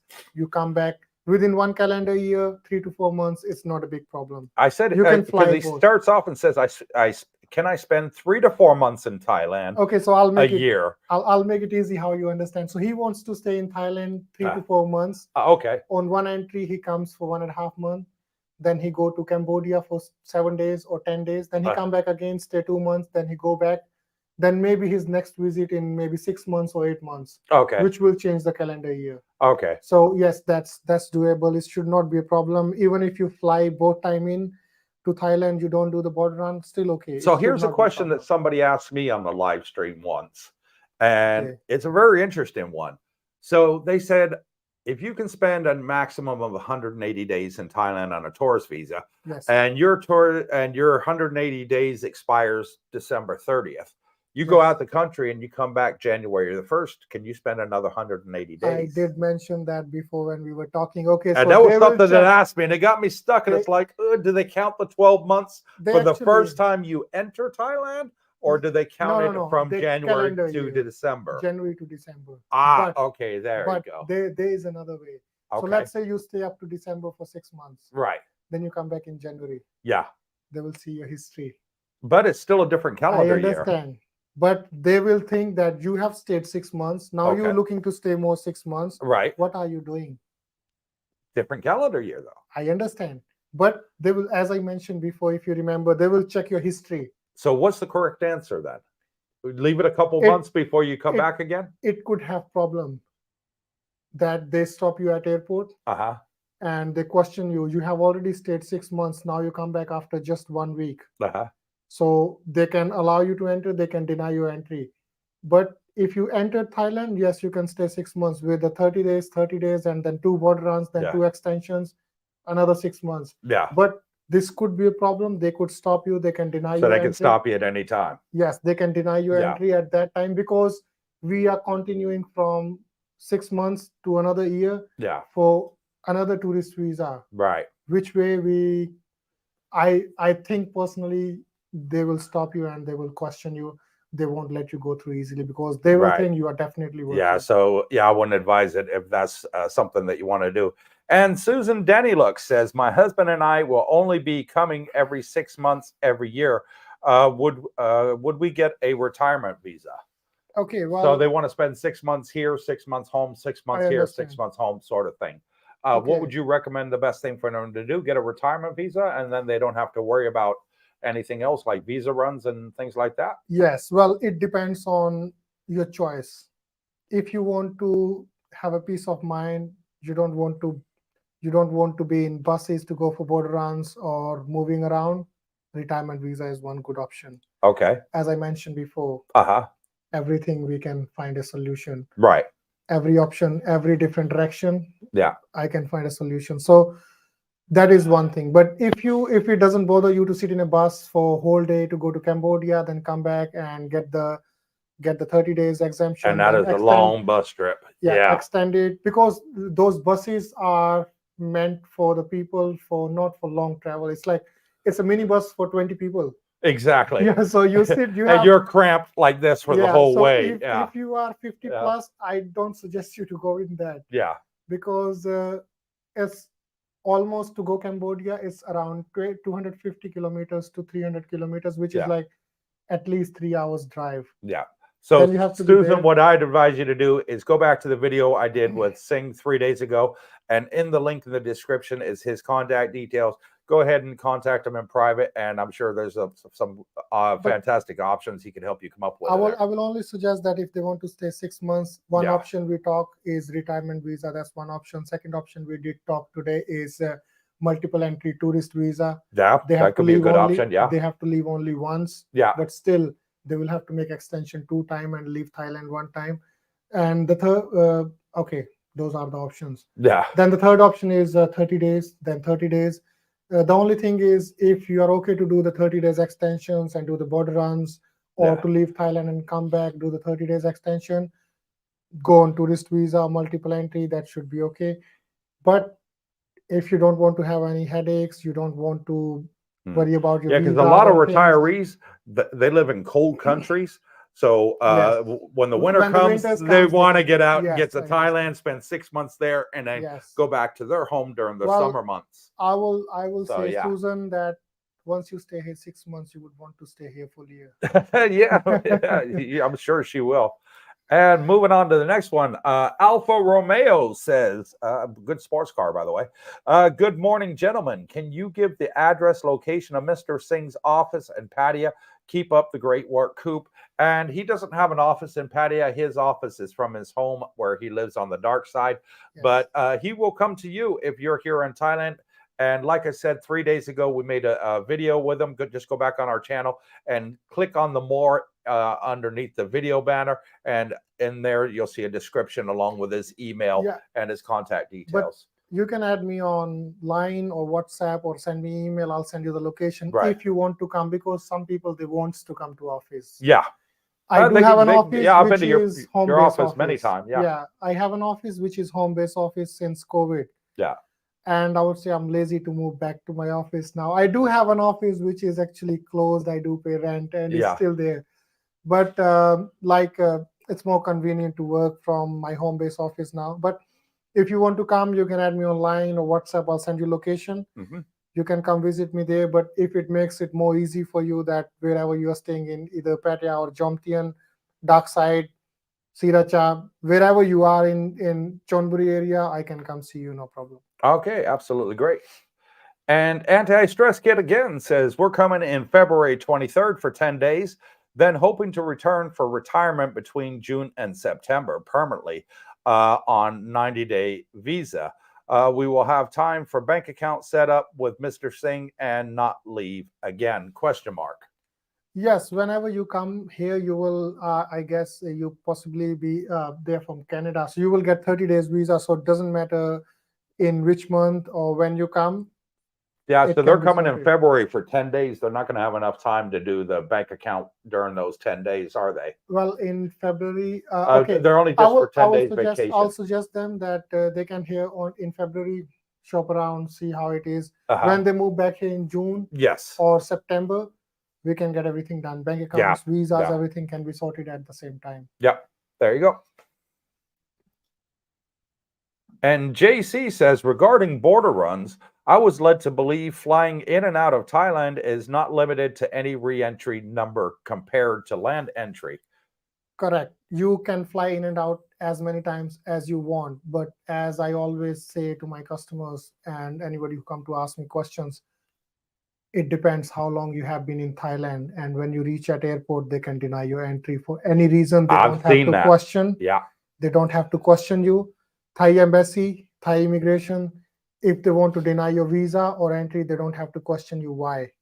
They will just give you a denial stamp and set you back for another plane to go back to home. Yeah. And most of the cases, what I have seen, they don't let you go to Cambodia or some other place. They will ask you to buy a ticket back to your home country. Yes. That's one. And that's why I say get the throwaway ticket when they come when they're going to fly here. If they want to retire here, get a throwaway ticket to a nearby country. Yes. That's going to be within the 30 days of you arriving. So that way, if border immigration says to you, can I see your return ticket? You say, here's my forwarding ticket. We're continuing our vacation going wherever, and then apply for your retirement visa in country. Because I've seen people at the airport, they didn't have a forwarding ticket, and immigration turned around and said, you know what? You're not coming in. And by the way, you have to fly all the way back to your home country. They wouldn't let them fly to anywhere else. So be aware. And I've also seen overstayers at the airport. They try and fly back out and then get back in, and they just put denied on there, and they have to fly back to their home country. They wouldn't let them transfer to domestic airport lounge and fly to another neighboring country. They made them stay in the international lounge and fly back to their home country. So I've seen that too with my own eyes. Yeah, that does happen. And Pat Pong says, "Hi, Mr. Singh and Mr. Cooper. I had a bank 10 years ago and not used it for a long time. Will it be closed? So will I be able to get a new Bangkok bank again, or will I need to use an agent?" Okay. Well, I'm not sure if your bank will be closed already or not. If you do have money in your bank, I will suggest you check it with bank once. If you do have the bank account number or the bank book with you still. But you can walk into any branch and you can tell them that this was your old passport. They can possibly help you to check it in system. Hopefully he has his old bank book, yes, or bank ATM account number. or bank account number or ATM that card, can link something easily yeah to that so bank that account. make it easier But for him to trace it. once you come in here, yes, you can open a new bank account. If you want to open a new bank account by yourself, you can do it by yourself. If you want to use my company, yes, we can do it. If you want to use any other agent, they should be able to help you as well with a new bank account. It should not be a problem. Yeah, I think what they do in those cases, they freeze the account. Yeah, and they freeze the money, and when you come back in the Thailand, you have to reopen an account, and then they credit that balance back into your new account. The problem is it's 10 years old. Yeah. It and is if you haven't used it for 10 years, after 3 years or 5 years of inactivity, they might just have made it dead. It's closed. Yeah, you might have lost it all. I don't know. Yeah, that's an excellent question. You can reach out to them. You can also go onto their website. Oops, February 24. That's okay. No worries. We got you. And he says, Roger Walker asked a good question. If we deposit the Thai baht 80, I think he means 65 per person, their typo, in the bank account during our 90-day visa stay, we'll be able to stay? ? Okay, the question, this is a bit of confusing. We are talking about 90 days visa. Is it the retirement visa or is it the 90 days sticker tourist visa? And that gives you 60 days entry. So with the tourist visa, you don't need to deposit any money. No, you don't need to deposit any money. Anything. No. But with the retirement visa, when you get 3 months and 1 year, let's say if you're using my service, as I mentioned before, anti-stress. I'm the anti-stress pill. There you go. Good so you don't have to worry about that. Yeah. But I will suggest you that once we have the bank account setup done already, you start moving that 65 plus each month to your bank. Even you are on 90 days, even when you have the 1 year visa, you should start doing that every month. Even you are not in Thailand. Yeah. I will suggest you still keep on moving that money. And it should be okay to do your visa extension next year for 1 year with that then. There you go. 87 people online watching us live on the live stream. Thank you so much. If you're enjoying this, please hit the thumbs up. It's free. It doesn't cost you a penny. And Ann Thark Morton says, sorry, I just tuned in, so this may have been answered. And she goes on to say, what paperwork for my federal retirement is needed? Okay, and so if you want to get my company to help you get everything done for your retirement visa, I will only suggest you come with your passport and your driving license, which is valid, or if you have a national ID, which is a requirement for the bank. You don't need any police clearance, any health insurance, any other paperwork. No, you come in with that, we can help you manage everything else. Yeah, so you don't have to worry about bringing any of that for your first year for your retirement visa. So easy to get a retirement visa here in Thailand if you're over 50. And she says, also my U.S. federal health insurance, which is good in Thailand. That's already answered. So you can have your insurance. People who are coming here on tourist visa and want to get retirement visa, they don't actually need an insurance to get retirement visa. Yeah. If they use my company. But the thing is, they can have, if they want to have an insurance. Yeah. Or they can choose any company to buy it here. Right. But it's not required for visa. I don't require it to get it done. I can have the visa. And here's a very good question that I'm hoping you know the answer to, and it's A. Hare. He says, my money in Thai bank is safe, right? ? So how much is safe in a Thai bank account? Is it insured? And if so, how much? Okay, well, that is actually a question outside of my business area. Okay. But I know that. I have an answer. Oh, you have an answer. Okay, I'd love to have- hear this. I have answer for every single thing I Because can I asked the bank answer. that question. And, Okay, yeah, so as per Thai laws, which are recently been changed, your money is guaranteed up to 1 million only in Thai banks. If they go Okay. broke, they close the bank, you can only get back maximum 1 million. Right. So that's the limit. But Here's the but. Yeah, go on. if you don't want to keep your money, or you have more than 1 million, keep Yeah. it in 2 different banks. Yeah. As soon as you have a retirement visa, you can go to any bank. They only might request for a residence certificate. You can open different bank accounts. You can Which a residence certificate is very easy to you get. can Yeah, you get get that at immigration. 10 different bank accounts. Yeah. 1 million, 1 million, 1 million, 1 million. Yeah. One goes broke, you at least get 1 million back. So you don't have to worry about other money that is in other banks. But I suggest always keep your money back at your home. Get as much you have to use. Regarding your legal works, your visas, other stuff, leave your headache to my company. We are here to help you. That's why you pay us, to make it stress-free for you. Okay, now I was told something different. And what I was told by Bangkok Bank is the money's insured for 1 million. Yes. You're right. But the king and the kingdom backs it up even further than that. And when I asked how much, they went, well, that's what it is. I mean, okay. Yeah. So that is something we will save you. Yeah, so, the king or the kingdom will save you. Well, it's actually the bank. Right. Let's not say about the king or Thai government. It's the bank. Yeah. They want you to put as much as money possible, but they will only give you back 1 million. And who you blame at that time? Nobody to blame. Yeah. Only bank. So, yeah. So I would say very good question. Yes, I will say keep 1 million. It's easy to put your gun on somebody else's shoulder and shoot it. Yeah. But the one thing I will say about the Thai banks is they are very, very secure. A lot of the Thai banks don't invest in the U.S. stock exchange or anything else. They invest in Thailand. I don't have knowledge about that. Yeah, I looked into it. I think I will only suggest that as much as I know that, okay, keep it low than 1 million. So if there's any trouble, you at least have your. So I mean, when America had the big financial crash, it didn't affect Thailand. Their banks were all secure because they were invested in Thailand. They didn't invest in foreign stocks. So therefore, when everybody went into a big recession, Thailand didn't.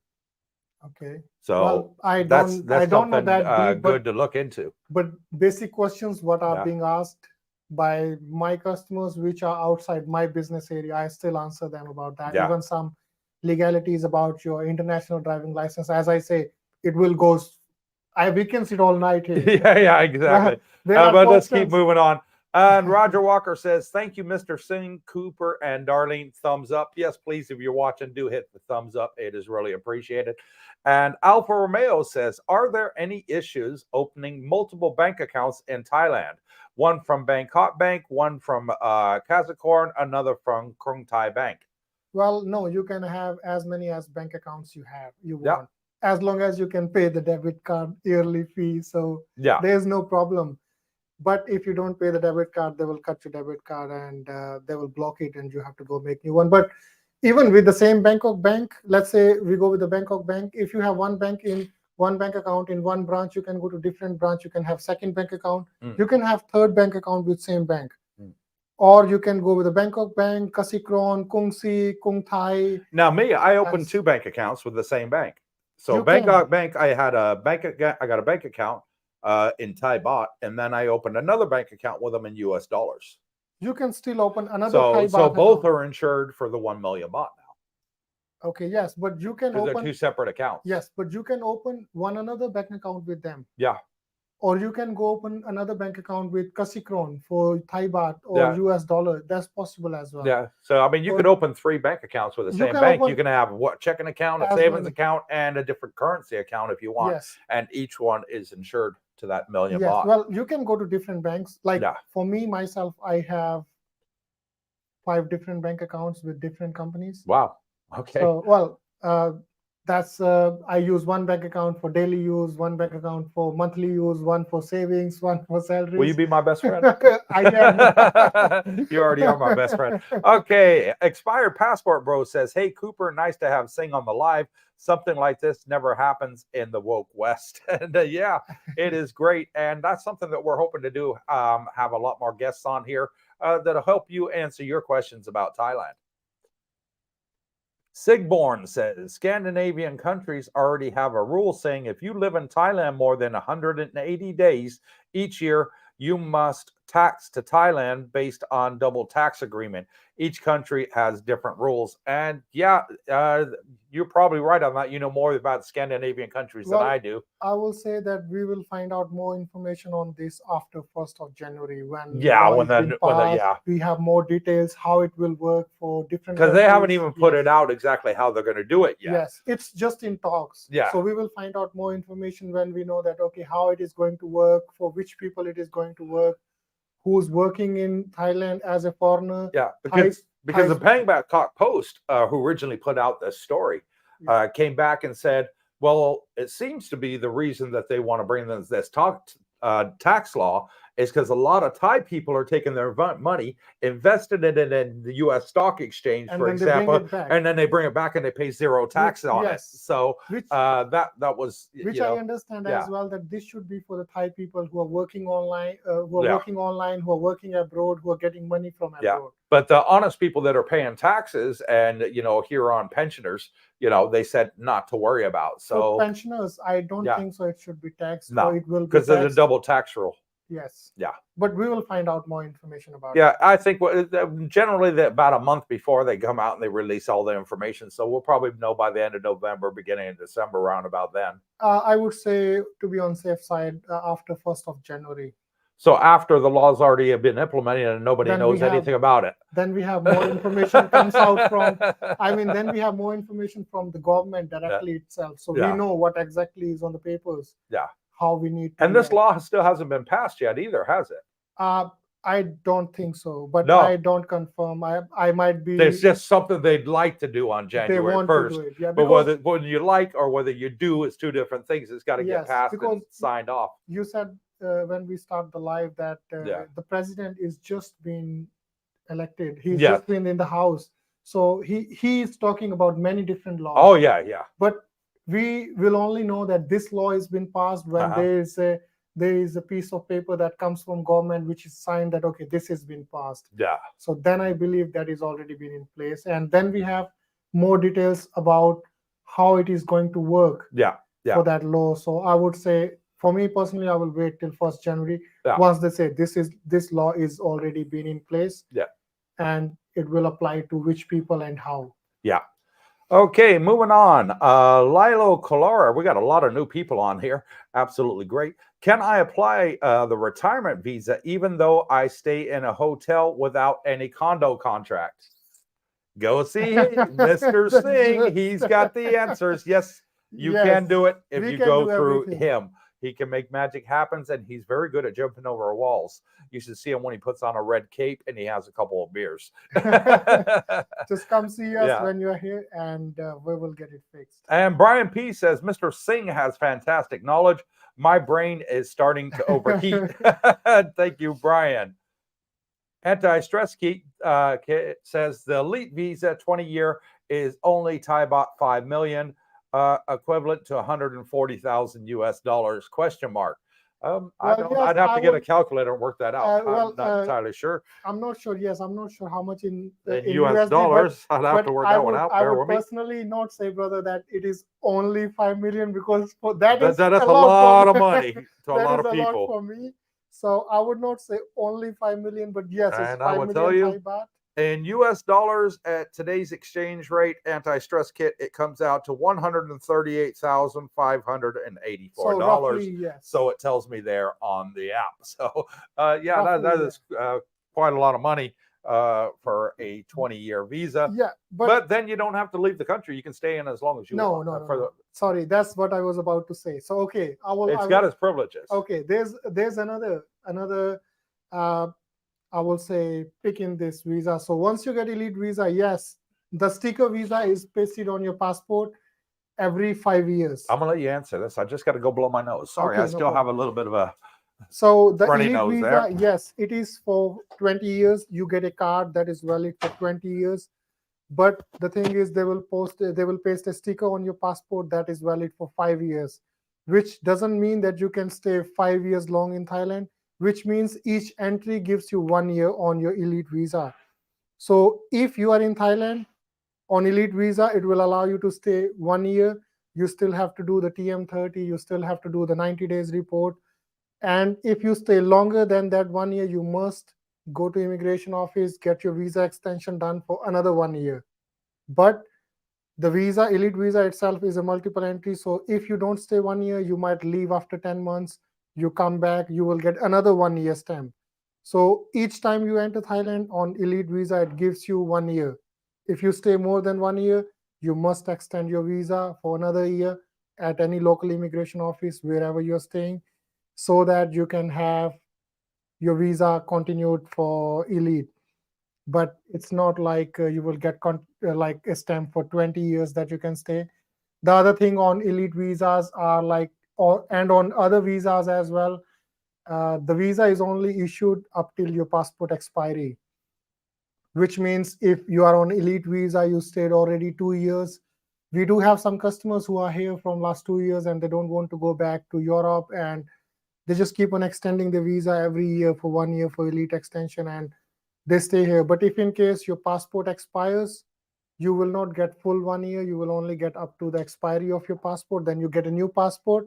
Then the visa can be moved on new passport, but have to be extended according to its expiry. Plus, if you don't leave, you only get 1 year maximum with that. So that goes each year you have to make extension. You cannot stay for 5 years or 20 years.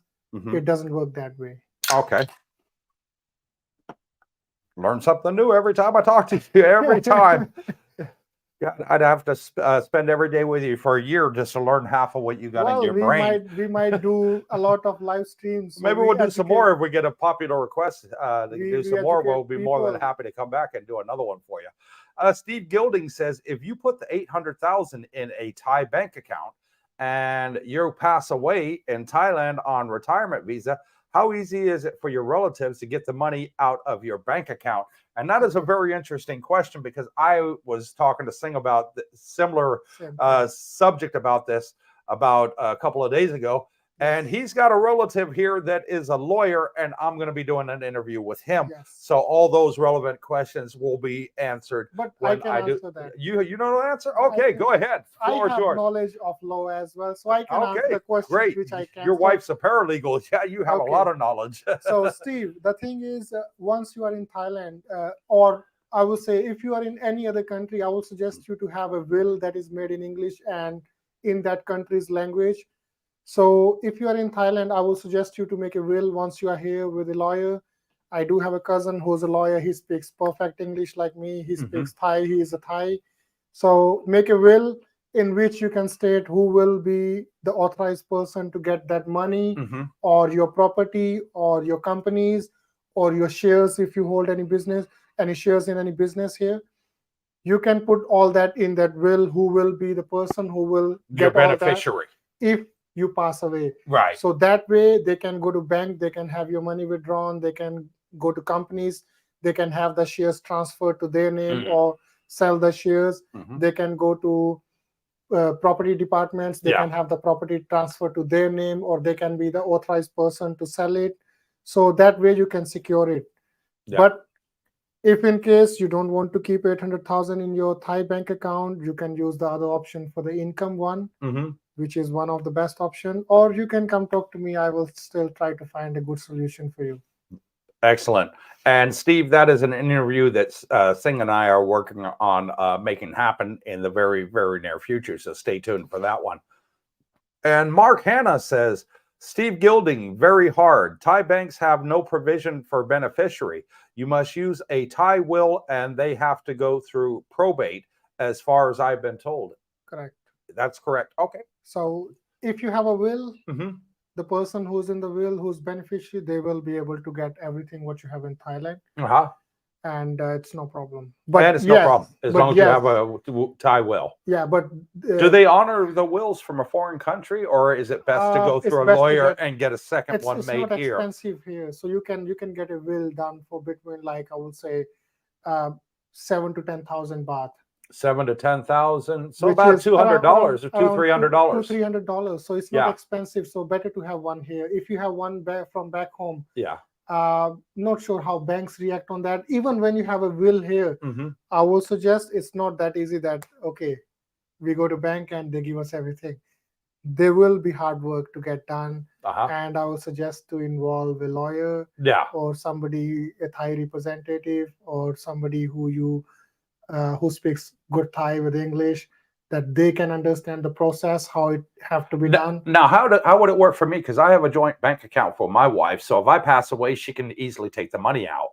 Correct, but it depends if you both sign to withdraw the money, or anyone can sign. Anyone, I put it on. She can withdraw. Yeah, just in case an emergency happens. You know, I fall over, crack my head open, boom, I'm dead. Whatever, she's got access to everything. Yes, she can. But if you have a will, all the personal accounts you have, any other assets you hold, she will be able to access those as well. Yeah, we've got that all taken care of in the Philippines for all our stuff over there. In Thailand. Yeah. If you have a Thai will, anything you have in Thailand, she will be able to access all that. Okay. But it's not that easy. It's not like, okay, I have the will, I go to bank, I get everything out. They will be processed. Thai processes are not that smooth and easy. So, but a lawyer could help you with all that. Better to have a lawyer and get it all done with the lawyer. Okay, great. And moving along, Lotto Retirement Strategist, that's a good name. Anti-stress kit, 138,899. Yeah, I just put that out there. Bank Swift transfer fees, I think it's invite only and limited to 200 people per year. Well, Elite Visa, normally we submit, to submit Elite Visa, we don't charge you anything. We just submit your application online, and it takes between 3 weeks to 3 months, mostly 3 months, to get the approval done. And there you go, anti-stress kits. He'll do it for you absolutely for free. So there are different things that once the visa is approved, only then you pay that 5 million baht fee or whatever visa you choose for. I think you only pay that after you get to the country, don't you? First, we submit the application online. It's submitted. It takes time. It's processed. It's approved. Right. Once it's approved, you come to Thailand. You pay the money. You pay the money once you get to Thailand. Once the money is paid, then we have the letter that, okay, you are already an Elite member. Yeah. So once you have that letter, then you have to go Bangkok to get the card and sticker on your passport. That's okay. So once you paid the money, within a week, you can have your stickers on your passport. You can have the card. Okay. So they approve it, pre-approve it before you come here. You come here on a visa on arrival. Exemption, exemption, whatever. And then you pay the money. You pay the money it's directly paid to Elite, not to Elite agent. Yeah, so you pay it direct to them, and then you go to Bangkok and they put the stamp in your passport. Jobs are good. All. Yes. That's it. And Sigborn says, I did the Elite visa many years ago, 5 years for 500,000 baht.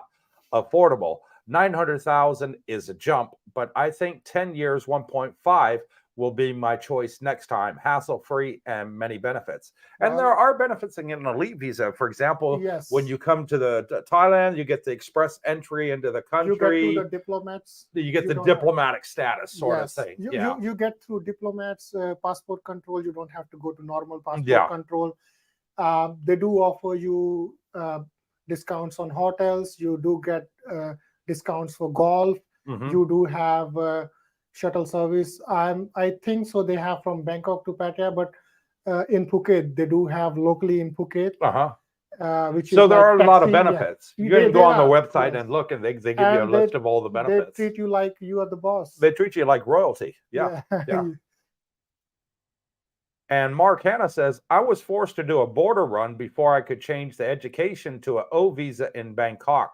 They will not change it. And how does that work in Jomtien? Is there any difference here? I understand. Well, as I mentioned before, every single case we prepare the documents, we get it checked with immigration before we proceed for 100% success. So I'm not sure for the Bangkok, because different immigration officer can have different rules for themselves, can ask for different papers.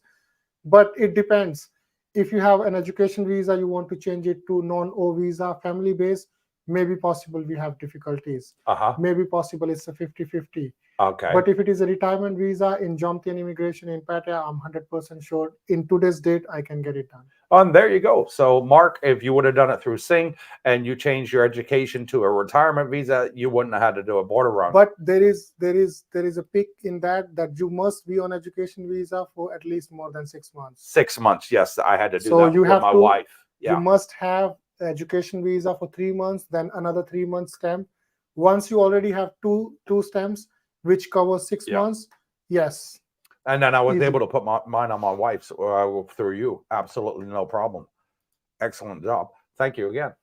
Took B says, how many hours study do you have to do per week on an education visa? Okay, on education is there a minimum visa, requirement? It depends how many hours you choose, and there are different courses. There are different ways. Let's just say, for example, the easy one, the Thai one.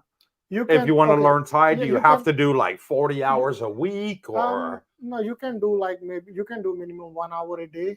1 hour a day? Yeah, that's okay as well. It's not there's no limitation on that. So you can do like, let's say, okay, in one week you only go school for 3 days, so you can do maybe 4 hours per day each 3 days, or you can go school every day Monday to Friday 2 hours per day. It depends on the course you choose. It depends on how long you want to study, how much you want to study. So there's no minimum and maximum then? Yes. It depends on the course. Yes, it depends on the course. Right. It depends on the course is one-on-one. It depends on if the course is according to class, because if it is a group course, school will ask you to come to a particular time when they know that the classes will be when they will have the class. Right. If it is one-on-one, they might have more flexibility for you when you can come and how many days you can come. So it depends. It depends how many hours you want to spend studying. Each week, each month. And Moss Grawley says, thank you so much, Cooper, for your excellent channel, and Mr. Singh for kindly sharing his knowledge. And Tommy Lee says, thanks for all your support. Skipping through, getting to the questions, as we've been over here on here for over 2 hours and 12 minutes. So we're trying to get through them. Alpha Romeo says, Cooper, you have a new sub. I'm back in Thailand in December. Looking forward to hopefully meeting you and Darlene. We need to visit the go-kart track and see who is at the fastest time. My lap time was 45 seconds. If I'm free, I'll come as well. And you're going to join me on the go-kart. I hold the track record. I'll bring my pickup. My first time on that track, I actually beat the track record. Okay. So you got somebody good. Okay, let's see. Okay. I can drive good. You can drive good? Yeah. I've seen you drive backwards. And Alpha Romeo, thank you for subbing to the channel. It is really appreciated. And yeah, come on out here. I do love a good challenge. And even if I lose, I am a very honorable loser. I will shake your hand, give you a pat on the back, and say well done. And then I'll be going at it for the next 3 months to beat your time. Well, cool. So we don't actually, in this life, we don't actually lose. We learn. We learn. It's a learning process. We are hustlers. We learn. We don't lose. Okay. We never lose. We never lose. That's what I think. We never lose. Yeah. So as sorry, what was the name? Alpha Romeo. Okay. Yeah. So as Alpha, if we win, his name's the sports car, by the way, Alfa Romeo. So if we lose, we learn that, okay, we need to work more on ourselves so we can beat him. Yeah, his cousin's probably called Ferrari and his sister Lamborghini. Somebody should be, yeah. Okay, and you're more than welcome to come out here and give us a race. We'd love to do it. And Singh said he'll even join us. Anti-Stress Kit says, probably outside your purview, do you know what service charges exist for bank account and if differences from one to another?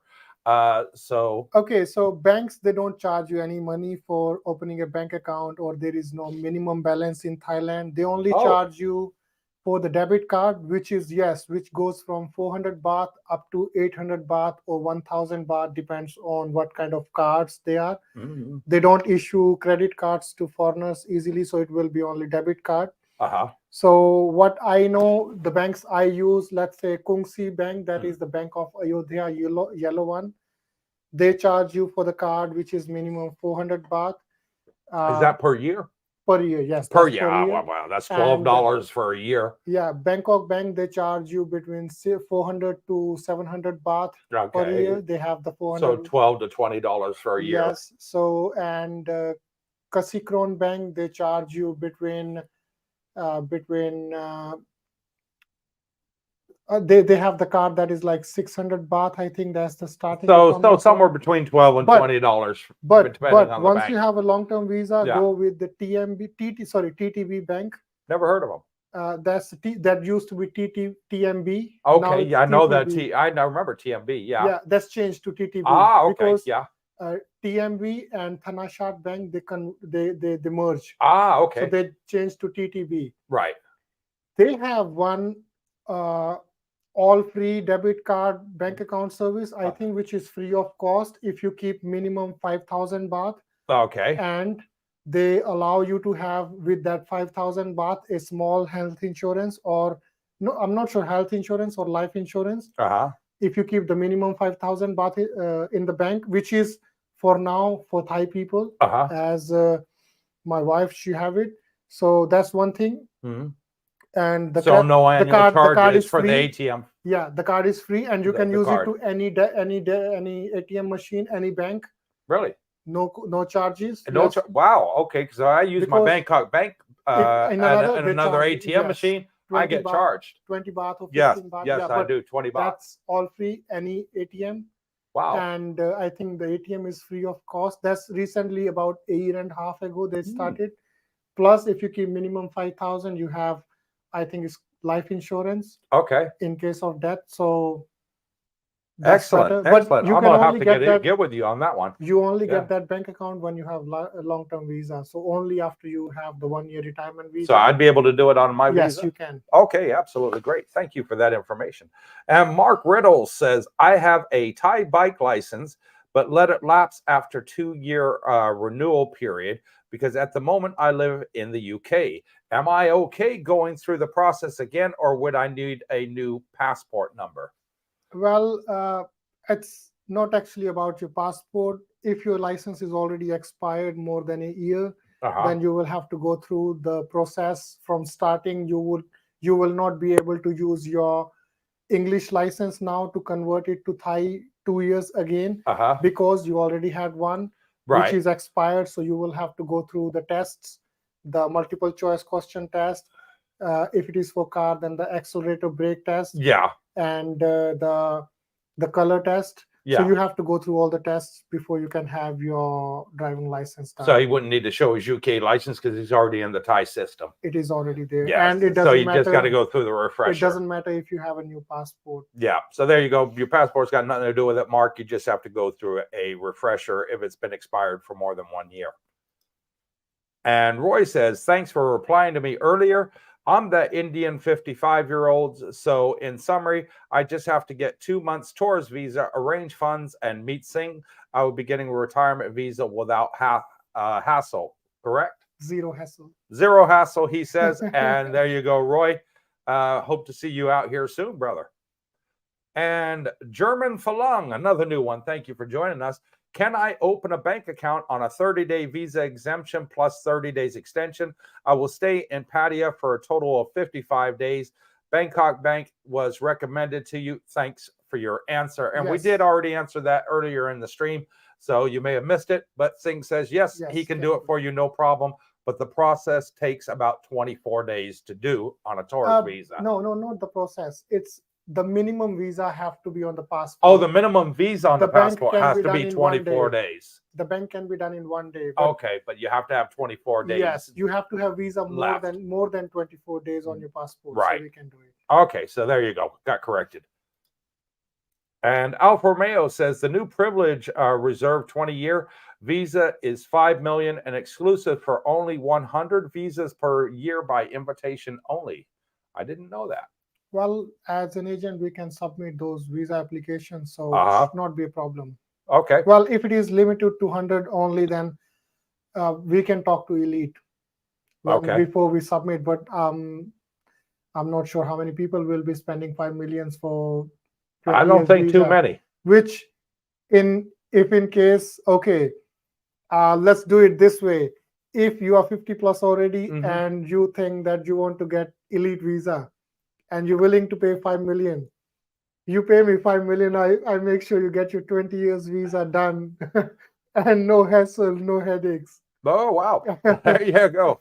I would go for retirement visa, which is way cheaper than elite visa if you're 50 plus. Now, on the elite visa, do you still have to do the 90-day report? I did mention that when you go for a little puff, you have to do TM30, you have to do 90 days report, yes, because any visa which is longer than 90 days, you must do the 90 days report with immigration. And the elite visa only allow you entry, per entry gives you 1 year. If you stay longer than 1 year, you have to go to immigration, extend it for another 1 year. It's not for 5 years. I missed that bit over there.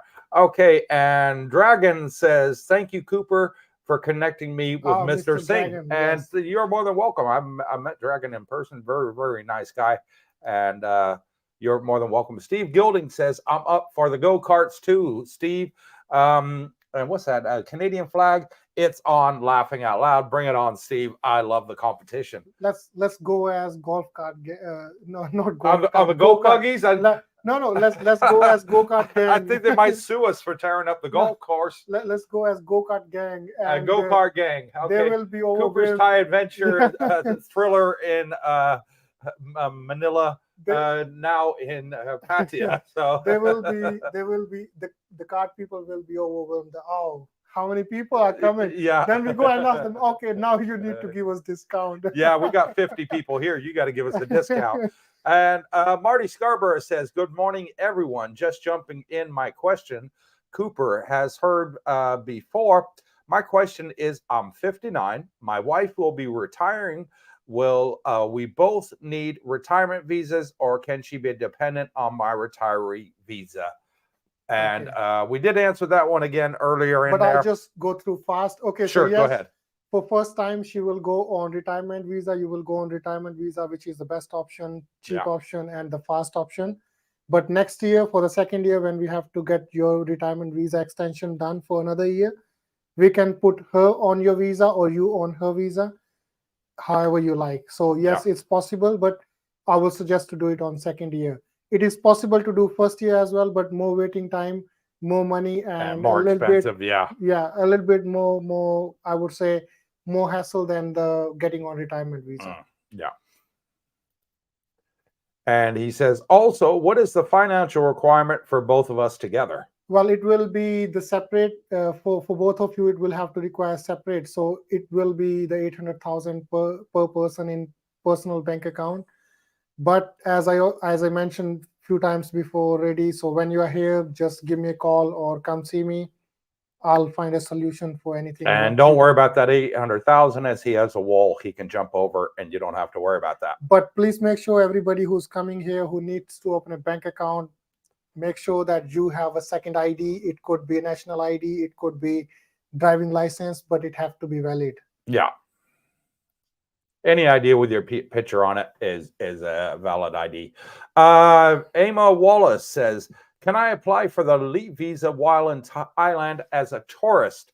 How soon should I do so before my tourist visa runs out? Okay, Emma, you can even apply the visa when you are back in your home country. The only thing we need is when we apply for elite visa is your passport scanned copies and some forms that have to be filled by you and signed by you, which we can send you by emails or WhatsApp or Line, however is easy for you. So even if you're back home, you can apply for elite visa. You don't pay anything unless your visa has been approved.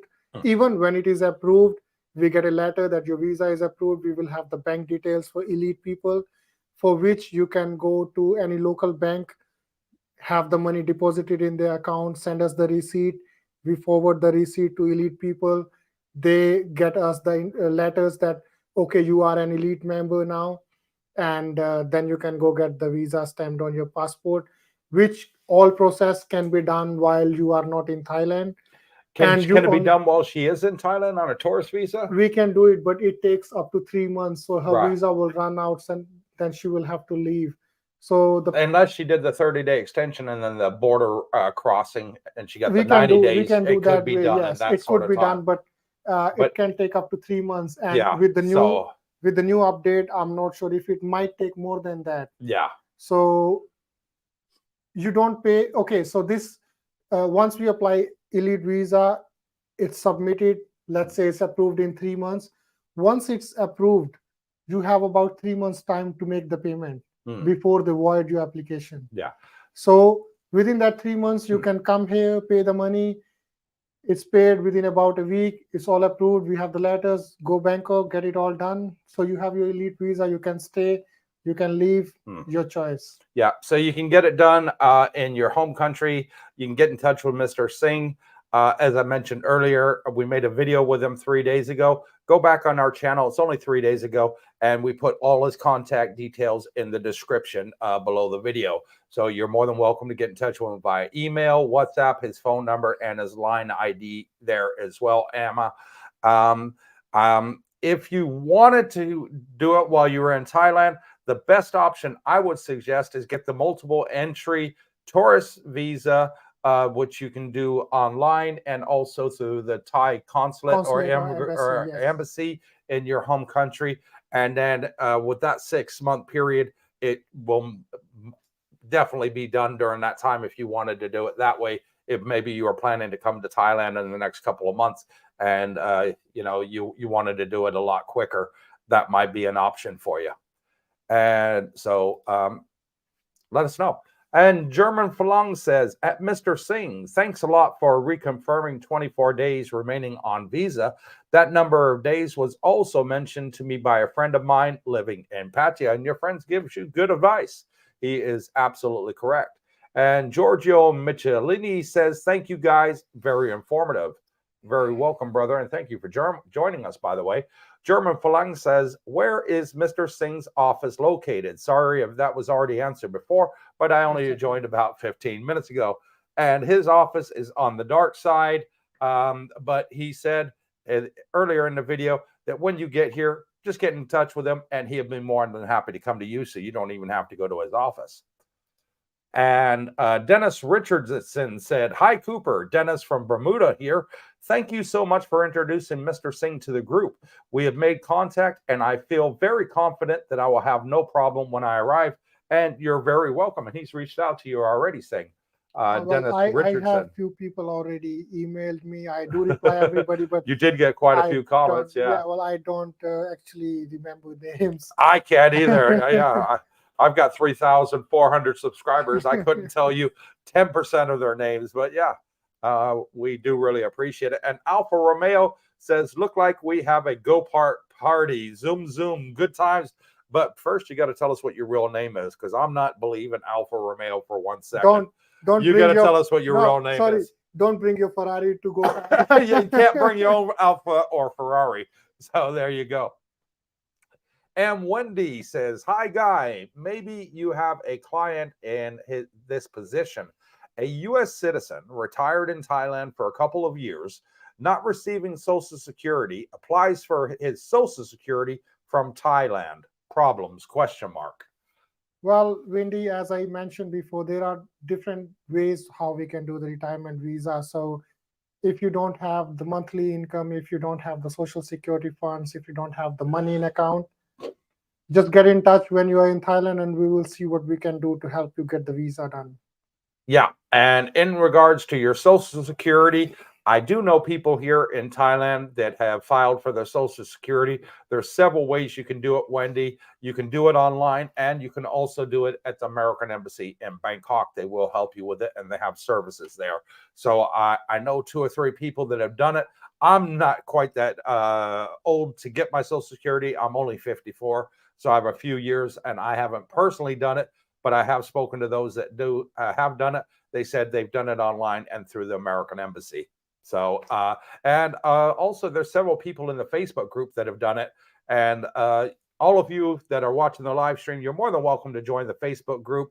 The details are down there in the banner down below. It's called Cooper's Thai Adventure Community on Facebook. All you have to do is hit the thumbs up button, followed by the subscribe button if you haven't already done so. We get notified on our YouTube analytics. You're a subscriber, then you just go to that Facebook page. There's 4 simple questions you got to answer on there to confirm that you're a subscriber. And that's it. You're in, and you can pick everybody's brain. We have over 500 people on there, and absolutely great. And we have over 100 people from Cooper's Thai Adventures that are now living in Jomtien and Pattaya. So absolutely great that we're able to help so many people. And they are in the group, and they are giving out great advice and helping too. And they've been through those experiences one day. So feel free to ask in the group. I don't know the answers myself, but those that have done it have told me that it's been straightforward and easy. Sigborn says, I am very impressed, Mr. Singh. I just went through my retirement visa. If I knew you before, I would absolutely use you instead next time. No and problem. There you go. When it comes to renew, get in touch with Singh. He can help you with that. I'll wait for you next year. Yeah, he'll be more than happy to help you for your renewal. Alfa Romeo says, great video, great info. Have a great weekend. See you soon in the land of smiles. Yes, please. You still got to tell us what your real name is, though. And Steve Gilding says, I will say good night to you guys. Get some Z's laughing out loud. And we've been on here for 2.5 hours, so we're trying to wrap this up. And I'm going through the questions as quickly as I can. My name is Romeo. No joke. Oh, wow. Okay, Romeo. So you just put the alpha on there for the fun. Nice to meet you. And welcome to the live stream. And we look forward to you coming out here and giving me and Mr. Singh a run for our money. And Darlene G Vlog, my wife, she's sitting out by the pool and moderating on her tablet. She says, oh my God, it's been more than 2 hours. Time to bed. Singh is late for the party. Party's canceled for tonight. Party's canceled for tonight. And down to the last one here. Wendy, thank you and God bless. And God bless all of you. We are now at the last question. So Singh and I are going to be signing off. And if you would like to see us make another video in the future, please let us know on the Facebook group or in the comments down below after the live stream. And we'd be more than happy to come on and answer more of your immigration questions. So until next time, we're going to say, my name is Maserati. Joke. We're going to say good night. God bless all of you. Thank you for joining Cooper's Thai Adventures. And thank you, Mr. Singh, for coming on and joining us. It's been an absolute pleasure. 2 hours and 32 minutes. He's given up of his time absolutely for free to try and help our subscribers. So thank you so much. Knowledge is, how you call it? We talked too long. Yeah, my brain's got dead. Knowledge is invaluable. So it's always good to share knowledge. It is. And thank all of you, the viewers, for coming on here and asking the questions. Brian P says, great live stream, guys. Thanks for all the info. Good night. And Brooke Schneider, night all. Great info. And good night to all of you. God bless you. Thank you for coming on and joining Cooper's Thai Adventures. And hopefully you look forward to our next interviews where we're going to be having even more guests on.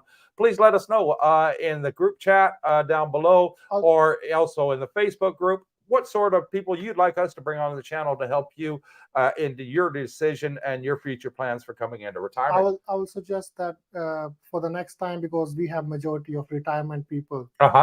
If we come back again on the interview, we just do the only retirement visa. Maybe possible we can add on other options as well. If you have viewers, they ask for what questions. Some want to come out as tourists, some want to come out as retirees, some want to come out on education. There's a whole group I got on here. But yeah, I hear what you're saying, brother. And Steve Gilding says, good night, Brooke. And good night to all of you. Thank you for joining us. God bless you. Take care from Cooper and Mr. Singh. Swadee Kap. Thank you, Swadee Kap, and God bless.